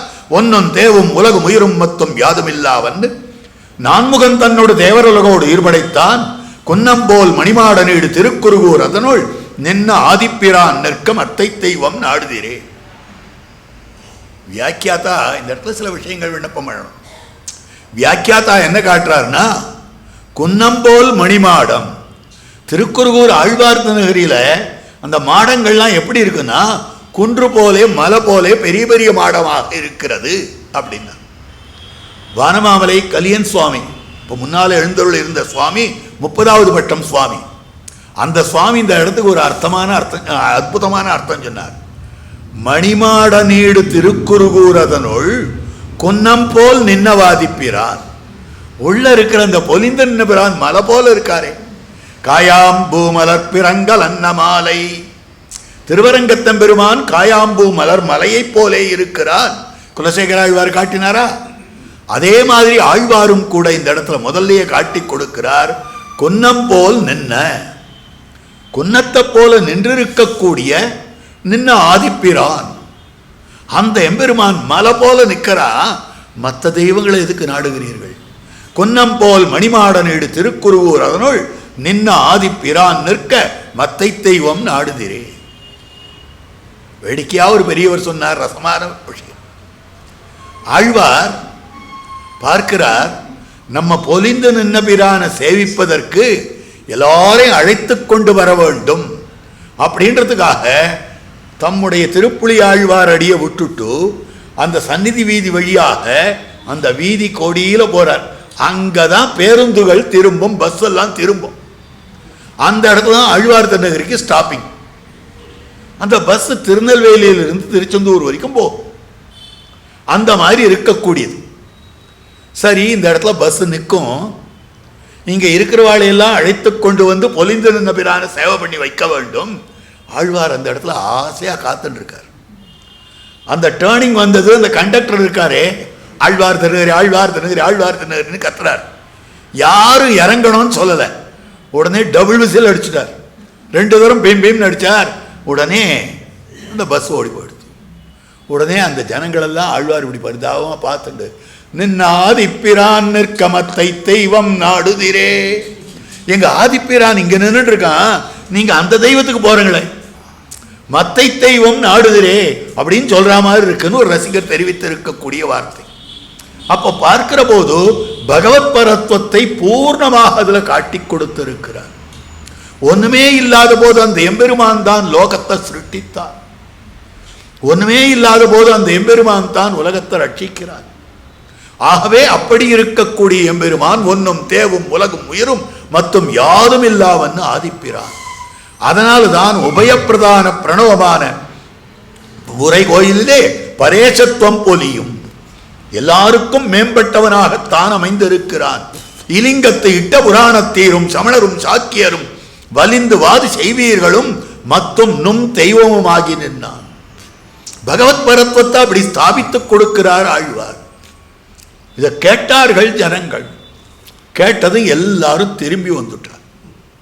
திரும்பி வந்துதான் அவளுக்கு பல்லாண்டு பாடுகிறார். பொலிக பொலிக பொலிக போயிற்று வல்லுயிர் சாபம். எத்தனை பெரிய ஸ்ரீ வைஷ்ணவ கோஷ்டி! அந்த ஸ்ரீ வைஷ்ணவ கோஷ்டியை பார்த்ததும் நித்திய சூரிகள்லாம் வந்து நின்றுட்டாளாம். இந்த மாதிரி ஆகி இருக்கிறதே, இப்படி பண்ணி இருக்கிறாரே ஆழ்வார் என்ன அந்த ஸ்ரீ வைஷ்ணவ கோஷ்டியை பார்க்கிறார்கள். அவள்லாம் ஒரு பக்கமாக, தேவர்கள்லாம் இருக்கிறார்கள், இவள்லாம் ஸ்ரீ வைஷ்ணவர்கள்லாம் இருக்கா. அப்போ ஆருடைய கண்ணச்சிலாவது பட்டு விட்டதானால் என்ன பண்றது? ஆழ்வாருக்கு பயம் வந்தது. பொலிக பொலிக பொலிக போயித்து வல்லுயிர் சாபம், நலியும் நரகமும் நைந்த நமனுக்கு இங்கு யாதொன்னும் இல்லை, கலியும் கெடும் கண்டுகொள்மின் கடல் வண்ணன் பூதங்கள் மண்மேல் மலிய புகும் திசைபாடி ஆடி ஒளிதரக் கண்டோம். பொலிக பொலிக பொலிக என்ன ஆழ்வார் மங்களாசாசனம் பண்ணும்படியாக அமைந்திருக்கக்கூடிய அற்புதமான விஷயம். ஆக இது நடுவில் தான் ஒருத்தர் கேள்வி கேட்டார். சுவாமி, 4ஆம் பத்து 10ஆம் திருவாய்மொழி ஒன்னும் தேவும், 9ஆம் திருவாய்மொழி நன்னாதார் முருவலிப்ப அதுல உலகத்து நிலையை பார்த்தார். 10ஆம் திருவாய்மொழி ஒன்னும் தேவும் அதுல அமைந்திருக்கக்கூடிய நிலை பகவத் பரத்வம். அப்போ 6ஆம் பத்து அதாவது தெரிவிக்கக்கூடியது என்ன விஷயம்? 4ஆம் பத்து கடைசியில சொன்னதோ 5ஆம் பத்து முதல் திருவாய்மொழியே பொலிக பொலிகான்னு இருக்கணுமா வேண்டாமா? இது நடுவில் கையார் சக்கரத்துன்னு ஒன்று இருக்கே, எதுக்காக அது அப்படின்னா ஒண்ணுமில்லை, நான் சொன்னேன்றதுக்காக பெருமாள் இவர்களுடைய மனதிலே நன்மை விளையும்படியாக இந்த மாதிரி பண்ணியிருக்கிறானே. நான் ஏதோ பொய்யா வார்த்தை சொன்னேன், மனசுல தோணிந்த சொன்னேன், வாய் வார்த்தையா சொன்னேன், அதுக்கு இவ்வளவு பெரிய பலனா? இவ்வளவு பெரிய பலனை பெருமாள் கொடுத்துட்டாரே என்ன அந்த எம்பெருமானுக்கு நன்றி செலுத்துகிறார். பொய்யே கைமை சொல்லி புறமே புறமே ஆடி மெய்யே பத்தொழுந்தேன் விதிவாய்க்குன்னு காப்பாரார். அது ஒரு பாட்டு சொன்னா போறாதா? இல்ல பொலிக பொலிகன்னு இவாளுக்கு மங்களாசாசனம் பண்ணிட்டு அடுத்த திருவாய்மொழியா கையார் சக்கரம் வச்சிருக்க கூடாதா? ஏன் பொலிக பொலிகாவா கையார் சக்கரத்து அது கையார் சக்கரத்துக்கு பிறகு வைக்கல வச்சார்? ஏன் முன்னால வைக்கல அப்படின்னு கேள்வி கேட்டார். அது ஒண்ணுமில்லை, ஆழ்வார் உபன்யாசம் பண்ணினார், பகவானுடைய பரத்வத்தை எல்லாரும் தெரிஞ்சுட்டா. தெரிஞ்சதும் நாம பகவானுக்கு ஆளாகிவிட்டோம் அப்படின்னு எல்லாரும் நேர தாமிரபரணிக்கு போனாலாம். தாமிரபரணியில தீர்த்தம் ஆடிவிட்டு 12 திருமண்காப்பு இட்டுக்கணும் இல்லையோ, அதுக்குள்ள கொஞ்சம் அவகாசம் இருந்தது, இந்த டயத்தை யூட்டிலைஸ் பண்ணிட்டுள்ளான்னு பெருமாளுக்கு தேங்க் பண்ணிட்டார் ஆழ்வார். அதனால்தான் ஓட் ஆஃப் தேங்க்ஸ் கடைசியில் தான் வச்சுக்கணும் நியாயமா. இங்கே நடுவிலேயே பண்ணிட்டார், அப்புறம் எல்லாரும் எழுந்து போயிடுறாள். பெரிய மீட்டிங் இருந்ததுன்னா ஓட் ஆஃப் தேங்க்ஸ் கடைசியில் ஒருத்தர் ஐயோ பாவம் சொல்லுவார். அவர் சொல்லச்சே அந்த ஆர்கனைசர் மாத்திரம் உட்காந்து தலையாட்டு கேட்டுருப்பார், வேற ஒருத்தரும் இருக்க மாட்டார். எல்லாரும் ப்ரோக்ராம் முடிஞ்சு போச்சுன்னு கிளம்பி போயிடுவார். அதனால நடுவிலேயே ஃபங்க்ஷன் வச்சு ஓட் ஆஃப் தேங்க்ஸ் சொல்லிட்டார் ஆழ்வார். அந்த மாதிரி அமைந்திருக்கக்கூடியதா இருக்கிறது. ஆக அப்படி எம்பெருமானுக்கு கிருதஞதாவிஷ்காரம் பண்ணினார், அந்த அவகாசம் கிடைத்ததுன்னு காட்டப்பட்டு இருக்கிறது. அதுல ஆழ்வார் தெரிவிக்கிற வார்த்தை கண்டோம் கண்டோம் கண்டோம், கண்ணுக்கு இனியன கண்டோம். அந்த கண்ணுக்கு இனியன என்ன? அர்ச்சாவதார தெம்பெருமான் தானே. பராசர பட்டரிடத்துல பராசர பட்டர் தெரிவித்தாராம், எம்பெருமான் என்னுடைய ஒரு ஆச்சாரிய சம்பந்தத்துக்கு அனுகுணமாக, பரிபூர்ணமான பிரீத்திக்கு அனுகுணமாக நிச்சயம் மோட்சம் கொடுப்பான். திருவரங்கத்தெம்பெருமான் மோட்சம் கொடுப்பான். பரமபதத்துக்கு போவேன். அந்த பரமபதநாதனுடைய திருமுக மண்டலம் எங்க நம்பெருமாள் திருமுக மண்டலம் போல பிரசன்னமாக இல்லைன்னா, சிரிச்சுண்டு இல்லைன்னா, தெளிவா இல்லைன்னா என்ன பண்ணுவேன் தெரியுமா? பரமபதத்தை ஒரு மூலையில நான் ஓட்ட போட்டு கீழே இறங்கிடுவேன். எனக்கு நம்பெருமாள் தான் முக்கியம். அந்த பெருமாள் ஆச்சாரியன் காட்டிக் கொடுக்கிறார். அந்த வாழ்ச்சியை பெற்றவர்களாக இருக்கக்கூடியவர்கள் சிஷ்யர்கள். அதனால இந்த இடத்துல வையத்து வாழ்வீர்கள் இது வரைக்கும் தான் நம்ம பார்த்துருக்கிறோம். அதுக்கு மேல நாமும், நாம கூடு. நாமும்னா என்ன அர்த்தம்? நாம் ஆச்சாரியன் அடைந்த நாம் கூட. ஆச்சாரியனுடைய கிருபையாலே நம்முடைய பாபங்கள் எல்லாம் போயிடும். நாம சுத்தர்களாக ஆகிவிடுவோம், அதுல சந்தேகமே இல்லை. பகவானுடைய கடாட்சமே நம்முடைய பாபத்தை போக்கிவிடும். இதில் ஆச்சாரிய கடாட்சம் வந்து விட்டதே ஆனால் பாபம் நிச்சயமாக போய்விடும். ஆனால் நாமும் சாஸ்திரவசப்பட்டிருக்கிறபடியாலே சில காரியங்களை செய்ய வேண்டும். ஏன்னா பகவானுடைய ஆணையை மீறினால் ஆச்சாரியனுடைய திருவுள்ளம் கன்றும். எதுக்காக நாம இத்தனையும் பண்ணணும்? நம்ம வாழ்ச்சிக்காக எதையுமே பண்ண வேண்டாம். நம்மை வாழ்விக்கக்கூடிய ஆச்சாரியனுடைய திருவுள்ள உகப்புக்காக. நம்ம வாழ்ச்சி தான் அவர் பார்த்துட்டு இருக்காரு, அதை பத்தி நாம ஒன்றும் பண்ண வேண்டாம். அப்ப நான் ஏன் பகவத் ஆராதனம் பண்ணணும்? நான் ஏன் நித்திய கர்மானுஷ்டானம் பண்ணணும்? அப்படின்னா எங்க ஆச்சாரியனுடைய திருவுள்ள உகப்புக்காக நாமும் அற்புதமாக காட்டுகிறார். கண்ணினும் சிறுத்தாம்பினால் கட்டுண்ண பண்ணிய பெருமாயன் என்னப்பனில் நன்னி தென்குருகூர் நம்பி என்னக்கால். அன்னைக்கும் அமுதோறும் கண்ணன்னு சொன்னா எனக்கு நாக்கு தித்திக்கல, ஆழ்வார்னு சொன்னா தித்திக்கிறது. நேற்றே விண்ணப்பம் பண்ணினேன், என்னப்ப நெல், நீ நின்றுக்கோ அங்கேயே நெல் வராத அப்படின்னு சொன்னார்னு சொன்னேன். அப்போ ஆழ்வார் தான் எல்லாம் மதுரகவி ஆழ்வாருக்கு. இப்படி சொன்னவர் தேவபிரானுடை கரியகோல திருவுரு காண்பன்னான். அந்த எம்பெருமானுடைய கரியகோல திருவுருவத்தை நான் பார்ப்பேன்னு சொல்றாரு. இவர் யார் கூப்பிட்டான்? இவர் தான் முதல்லயே பார்க்க மாட்டேன்னு சொன்னாரோ இல்லையோ. என்னப்பா நில்லுன்னு சொல்லிட்டாரு. என்னப்பா நில் நன்னித்தன் குருகூர், அவன் பேரை சொல்றதுல இனிப்பு கிடையாது அப்படின்னு சொன்னவர் இப்போ திருவுரு காண்பன்னான் நான் பார்ப்பேன் பார்ப்பேன்றாரே. ஏன்னு கேட்டா, நான் அடியோட பார்க்காத விட்டுட்டேன்னா எங்க ஆழ்வாருடைய திருமுக மண்டலம் வாடிவிடும். நான் ஆழ்வார் உகந்த விஷயம்ன்றதுக்காக நான் பார்க்கிறேனே ஒழிய எனக்கு பிடிச்சிருக்குன்றதுக்காக பார்ப்பதில்லை.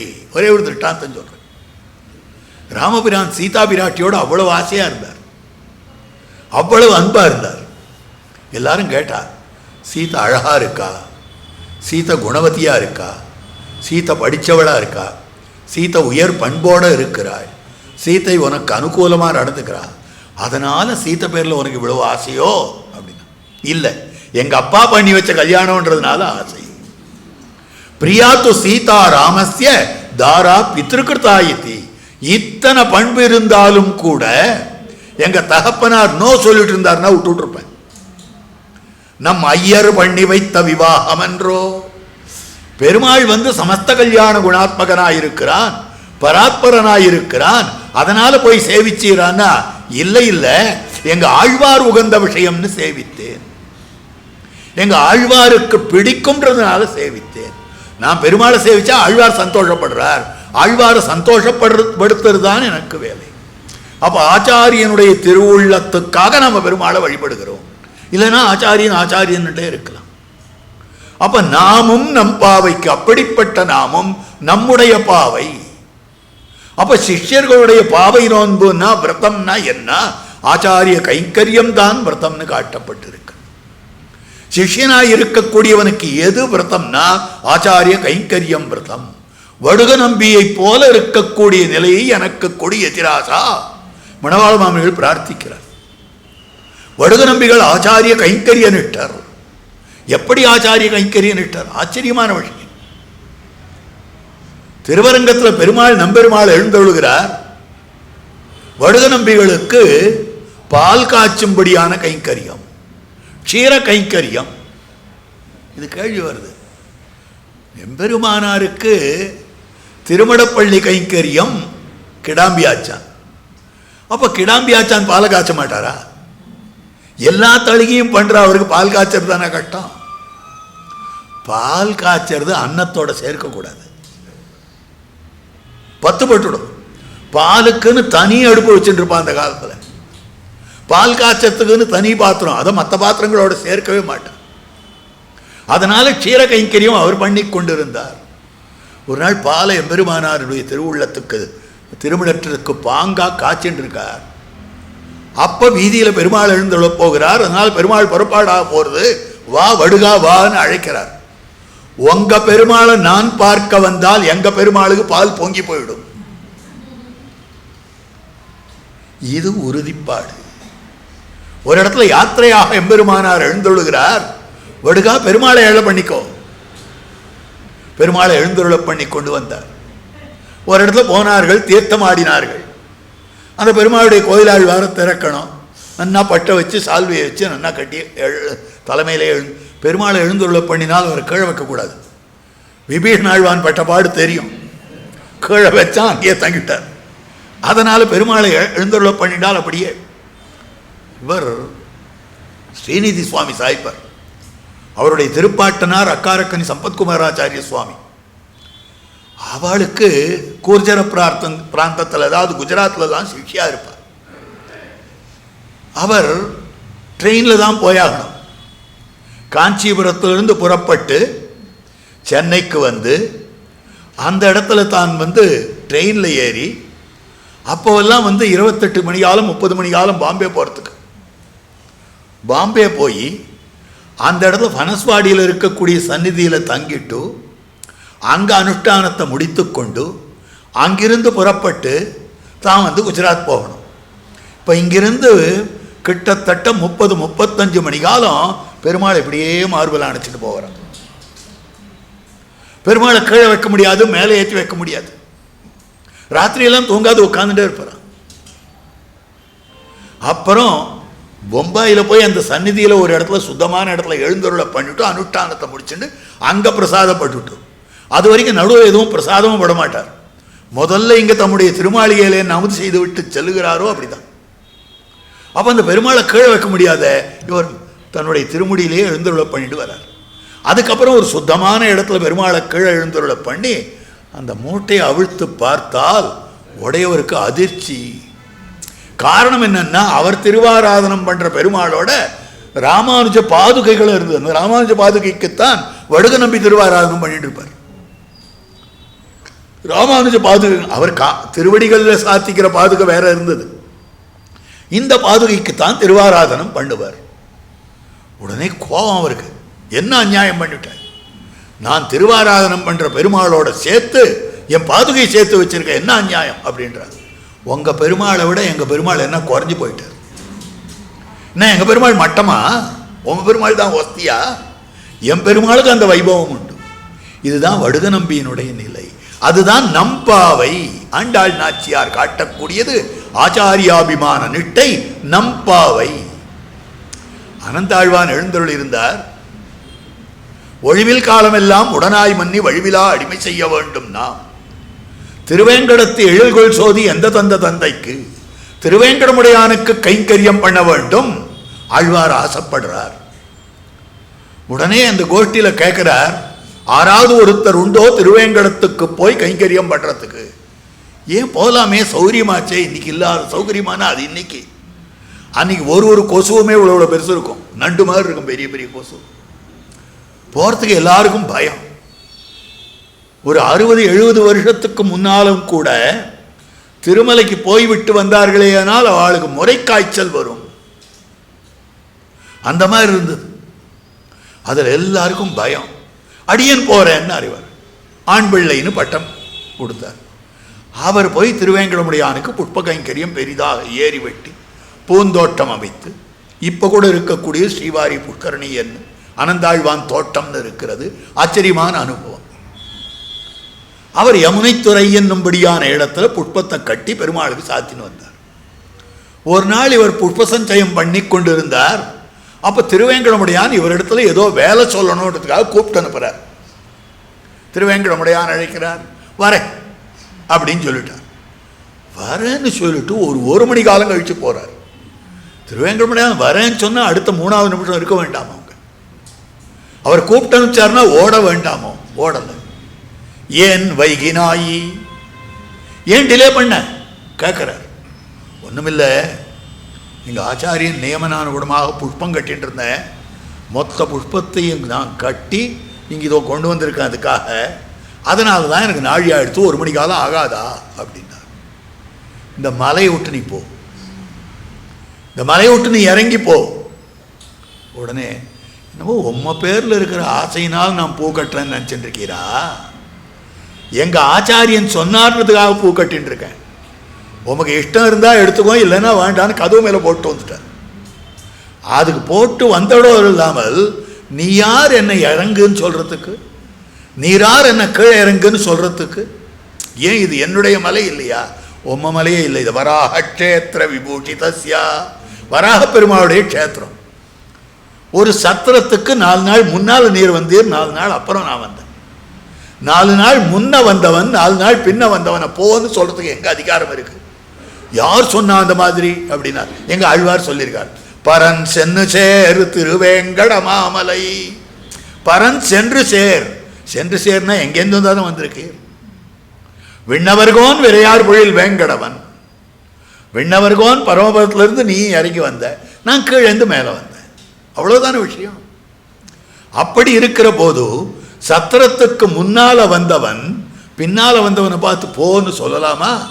உம்மிடத்தில் இருக்கிற பிரீதி விசேஷம் இல்லை, ராமானுசனுடைய நியமனானுகுணமாக செய்து கொண்டு வருகிறேன். இது நாமும் நம்பாவைக்கு அப்படின்னு சொல்லும்படியான விஷயமாக அமைந்திருக்கக்கூடியது. நாமும் நம் பாவைக்கு செய்யும் கிரிசைகள் கேளீரோ, செய்யக்கூடிய செயல் மடல் போலே காட்டி விடுமதன்று. மடல் ஊர்வன் மடல் ஊர்வன் மடல் ஊர்வன் சொல்லிட்டு இருக்கார் ஆழ்வார். மடல் ஊர்ந்தாருன்னா கிடையாது, மடல் ஊர்வன் மடல் ஊர்வன் மடல் ஊர்வன், சாபமானே சௌமித்ரே மாதிரின்னு காட்டுறார். அந்த மாதிரி கிடையாது. செய்யும் கிரிசைகள் 10 10 செய்ய வேண்டிய கிரிசைகள். பார்க்கடலுள் பையத்துயின்ற பரமன் அடிபாடி. பார்க்கடலுள் பையத்துயின்ற பரமன் யார் தெரியுமா? ஆச்சாரியன். ஏன் பார்க்கடல் அதனுள் பையத்துயின்றனா, துயிலுதல்னா அந்த குணங்களிலே ஈடுபடுதல்னு அர்த்தம். அப்படி தூங்கிறதுன்னா இப்படி ஒரு வித மயக்கமாக இருக்கிறது. பகவத் கல்யாண குணங்களை நினைத்தால் அப்படியே வித்தராக ஆகும்படியான நிலை, அப்படியே உருகி போகிற நிலை ஆச்சாரியனுடைய நிலை. பகவத் கல்யாண குணங்களிலே அவர் ஈடுபட்டிருக்கக்கூடியவர். அதனால ஆச்சாரியன். இப்போ பகவத் கல்யாண குணங்களை பார்க்கடல்னு சொல்லலாமான்னா, குணக்கடல் ஆடுதல் நன்றரோ. கம்பர் தெரிவிக்கிறார், எம்பெருமானுடைய திருக்கல்யாண குணக்கடலிலே தீர்த்தமாடுதல் நன்று. அப்ப திருக்கல்யாண குணங்களை பால்னு யார் சொன்னா? நம்மாழ்வாருடைய பாசுரம் இருக்கு. மாலே படிச்சோதி மாத்தேல் இனியுனது பாலே போல் சீரில் பழுத்தொழிந்தேன். எம்பெருமானே, உன்னுடைய பால் போல இருக்கக்கூடிய திருக்கல்யாண குணங்களிலே நான் ஈடுபட்டேன். அப்போ பகவத் கல்யாண குணங்கள்ல எப்பவும் சதா பரகுணா விட்டா திரட்டவ்யா சர்வதேஹிபி. அப்போ ஆஹ்லாத சீதநேத்ராம்பு, கண்கள்ல தாரதாரையா ஜலம் பெருக்குவர். புலக்கீகிருத காத்திரவான், எப்பவும் ரோமாஞ்சமான திருமேனி படைத்தவர். சதா பரகுணாவிட்டா, எப்பொழுதும் பகவத் கல்யாண குணங்களிலேயே நிரம்பியிருக்கக்கூடியவர் திரஷ்டவ்யா. அந்த ஆச்சாரியனுடைய திருமேனி தான் நம்ம பார்த்துட்டே இருக்க வேண்டும். சர்வதேஹிபிஹி, இப்படி இருக்கக்கூடிய ஒரு ஆச்சாரியர். அதனால தான் எம்பார் எம்பெருமானாருடைய வடிவழக வர்ணிக்கிறார் பற்பமனத்திகள் என்கிற பாசுரத்திலே. அதனால தான் ஓரோ நாளும் ஓரோ ஸ்ரீ வைஷ்ணவனும் மாமுனிகளுடைய திருமேனி வடிவழகை செய்யதாமர தாழினை வாழியே, சேலவாழி திருநாபி வாழியே, துய்யமார்பும் புரிந்தோலும் வாழியே, சுந்தர திரு தோழினை வாழியே, கையமேந்திய முக்கோலும் வாழியே, கருணை பொங்கிய கண்ணினை வாழியே, பொய்யில்லாத மணவாள மாமுனி புந்தி வாழி புகழ் வாழி வாழியே. இப்படி ஏன் சொல்லிட்டு இருக்கோம்? ஆச்சாரியனுடைய திருமேனி சதா திரஷ்டவ்யம். ஏன்னு கேட்டா ஆக்லாதசி தனேத்ராம்பு புலகீகிருத காத்திரவான் சதா பரகுணாவிஷ்டா, எப்பவும் பகவத் கல்யாண குணங்களிலேயே நுழைந்தவராக தாம் அமைந்திருக்கிறார் அப்படின்ற அர்த்தமானது காட்டப்பட்டிருக்கக்கூடிய அற்புதமான விஷயத்தை பெரியவர்கள் காட்டிக் கொடுக்கிறார்கள். ஆகவே நாமும் நம் பாவைக்கு செய்யும் கிரிசைகள் கேளீரோ, பார்க்கடலுள் பையத்துயின்ற பரமனடிபாடி. நெய்யுண்ணோம் பாலுண்ணோம், நெய் புதிக்க கூடாது பால் புதிக்க கூடாது. அப்படின்னா என்ன அர்த்தம்? நெய்யாவது என்ன பாலாவது என்ன, சரீரத்துக்கு போஷணம் பண்ணக்கூடிய விஷயங்களை புதிக்க கூடாது. சரீரத்துக்கு போஷணம் பண்ணக்கூடிய விஷயங்களை புதிக்க கூடாதுன்னா என்ன அர்த்தம்? பகவத் பிரசாதத்தை தான் புதிக்க வேண்டுமே ஒழிய, ஆச்சாரிய பிரசாதத்தை தான் புதிக்க வேண்டுமே ஒழிய, ஆச்சாரியன் அமுது செய்யாத பிரசாதம் புதிக்கக்கூடாது, பகவான் அமுது செய்யாத பிரசாதம் புதிக்கக்கூடாது, ஆச்சாரிய அனுகிரகத்தை பெறாத பிரசாதத்தை புதிக்கக்கூடாது. அப்படி இருக்கிற போது நெய்யுண்ணோம் பாலுண்ணோம், நாட்காலே நீராடி, குறைந்தபட்ச அனுஷ்டானத்தை எந்த அனுஷ்டானம் பண்ணினால் நமக்கு பலன் கிடையாதோ, எந்த அனுஷ்டானத்தை பண்ணவில்லை என்றால் பாபம் சம்பவிக்குமோ அதை பண்ண வேண்டும். அதுதான் ஆச்சாரியன் விதிப்பார். ஆச்சாரியன் நிறைய கண்டிஷன்ஸ் போடுறதே கிடையாது. பேர் மினிமம் எது உண்டோ, உபாசனையில் அவன் நிறைய கண்டிஷன்ஸ் போடுவான். பகவத் உபாசனம் பண்ண வேண்டும் என்னால் அதுக்குன்னு பார்க்கிற போது சாஸ்திரங்கள்ல இவ்வளவு அவ்வளவு இல்லாத ஸ்வதர்ம ஜான வைராக்கிய சாத்திய பக்தியே ககோச்சரா, நீ இதை பண்ணு அதை பண்ணு அதை பண்ணு. ஆனால் ஸ்ரீ வைஷ்ணவ சம்பிரதாயத்தில் இவர்கள் கொண்டிருக்கக்கூடிய சத் சம்பிரதாயத்தில் கொண்டிருக்கக்கூடிய அனுஷ்டானங்கள் ரொம்ப குறைஞ்ச அனுஷ்டானங்கள். எந்தெந்த அனுஷ்டானங்களை பண்ணலன்னா பாபம் வருமோ, எந்தெந்த அனுஷ்டானங்களை பண்ணினால் ஒரு பலனும் இல்லையோ அதை தான் சொல்லுவார். இந்த அனுஷ்டானத்தை பண்ணி இந்த பலன் கிடைக்கும், இந்த அனுஷ்டானத்தை பண்ணி இந்த பலன் கிடைக்கும் அப்படின்னா அது இவாளுக்கு வேண்டவே வேண்டாம். காமிய கர்மாக்களை துறக்க சொல்லுகிறார்கள் நம்முடைய ஆச்சாரியர்கள். எவ்வளவோ விரதம் புஸ்தகத்தில் இருக்கு, எத்தனையோ தெய்வங்களுக்கு பூஜை இருக்கு. விரத கல்ப மஞ்சரி, விரத பூஜா விதானம், நிர்ணய சிந்து, எத்தனையோ விஷயங்கள் நிர்ணயம் பண்ணி இன்னி தினத்தில் இது பண்ணணும், இன்னி தினத்தில் இது பண்ணணும். வருஷம் 365 நாளில் 260 நாள் விரதங்களாகவே இருக்கும். அதுக்கெல்லாம் இவ்வளோ பெரிய புஸ்தகங்கள்லாம் இருக்கு. அதெல்லாம் நம்ம ஒன்றுமே பண்ணுறது இல்லையே. நமக்கு விதித்திருப்பது ஏகாதசி விரதம். ஏகாதசி விரதத்திலேயும் பகவத் சந்நிதியிலே சென்று பகவத் பிரசாதத்தை ஒரு நெல்லிக்காய் அளவு பகவத் சந்நிதியில் போனோமே ஆனால் ஒரு நெல்லிக்காய் அளவு அந்த பிரசாதத்தை ஸ்வீகரித்து கொள்ள வேண்டும். ஹைபிரிட் நெல்லிக்காய் சோழல் எவ்வளோ பெருசு இருக்காது இல்லை, சுவாபாவிகமாக ஒரு நெல்லிக்காய் எவ்வளோ சின்னதாக இருக்கும். அதை ஸ்வீகரிக்க வேண்டும், அதுக்கு மேலே கிடையாது. ஏகாதசி அன்னைக்கு நாம் பெருமாளுடைய தீர்த்தம் ஸ்வீகரிக்கலாம். நிர்ஜல உபவாசமெல்லாம் ஸ்ரீ வைஷ்ணவாள் தங்களுக்கு விசேஷமாக வச்சுக்கிறது இல்லை. அதே மாதிரி ஏகாதசி அன்னைக்கு ஸ்ரீபாத தீர்த்தமும் சேர்த்து கொள்ளும்படியான கிரமம் பல திருமாளிகளில் நம்முடைய ஸ்ரீமடத்திலேயும் அமைந்திருக்கிறது. அப்போ பார்க்கிற போது நாம் வச்சுருக்கிற ஒரே விரதம் அதுதானே. மற்ற ஏதாவது விரதம் சொல்கிறோமோ? மற்ற சம்பிரதாயங்களில் எத்தனை விரதங்கள் வச்சுருக்கா, அந்த விரதமெல்லாம் வச்சுக்கிறதே கிடையாது. அப்படி இருக்கிற போது நாட்காலே நீராடி, அதான் பேர் மினிமம். வேர்த்த போது குளித்து, பசித்த போது புசித்து, எம்பெருமானார் திருவடிகளே தஞ்சம் என்றிருந்தால் உம்மை இதிலிருந்து பரமபத்திலிருந்து தள்ளிடுவாளோ, கேட்கக்கூடிய கேள்வி அற்புதமாக நஞ்சியரை பார்த்து அனந்தாழ்வான் கேட்டிருக்கக்கூடிய கேள்வி. பட்டர் திருவடிகளே தஞ்சம் என்றிருந்தால், பட்டர் உங்களுக்கு சமாஸ்திரணம் பண்ணியிருக்கார், பட்டருடைய திருவடித்தாமர்களில் வந்தவர். இப்போ சந்நியாசம் ஆயிட்டுரே, வேர்த்த போது குளித்து, எப்போ வேர்க்கிறதோ அப்போ குளி, 11 மணிக்கு வேர்த்ததுன்னா அப்போ குளி, எப்போ பசிக்கிறதோ அப்போ புசி. ஆனால் ஒரே ஒரு கண்டிஷன், பசித்த போது புசித்து வேர்த்த போது குளித்து இல்லை. முதல்ல வேர்த்த போது குளித்து, முதல்ல தீர்த்தம் ஆடிடும். ஸ்நாத்வா புஞ்சீதா, பேர் மினிமம் அனுஷ்டானம், அது அடிப்படை அனுஷ்டானம். அந்த அனுஷ்டானத்தை தான் நாட்காலே நீராடி மையிட்டெழுதோம், சரீரத்துக்குண்டானதான் அலங்காரங்களை பெறமாட்டோம்.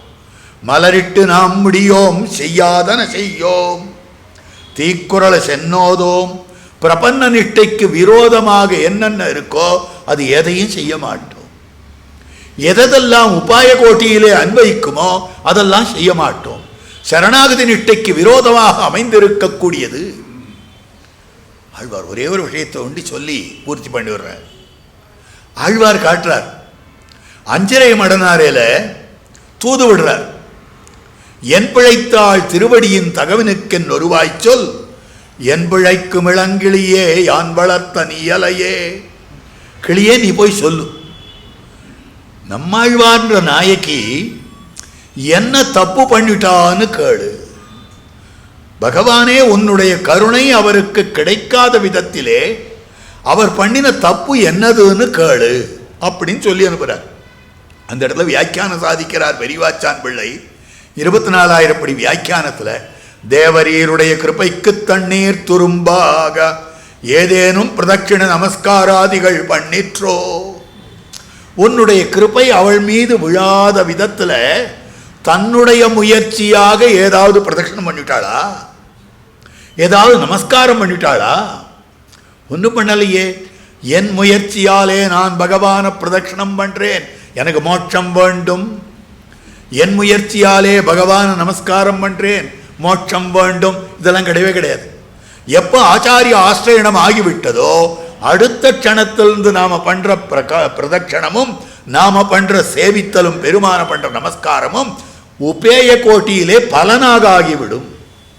இவர் திருவடிகள் அடைஞ்சதுக்கு பலன் தான் அவன் திருவடிகளில் விழுறேன், இவர் திருவடிகள் அடைஞ்சதுக்கு பலன் தான் அவனை பிரதட்சணம் பண்றேன். அப்ப இந்த ஆச்சாரிய சம்பந்தத்துக்குண்டானதான பலனே ஒழியுது. இது உபாயம் இல்லை. உபாயமா ஏதாவது பண்ணிட்டாளோ, பிரபன்ன நிஷ்டைக்கு விரோதம். ஆச்சாரியன் அடைஞ்சிட்டோம், ஒருவேளை கிடைக்காத போச்சுன்னா என்ன பண்றது?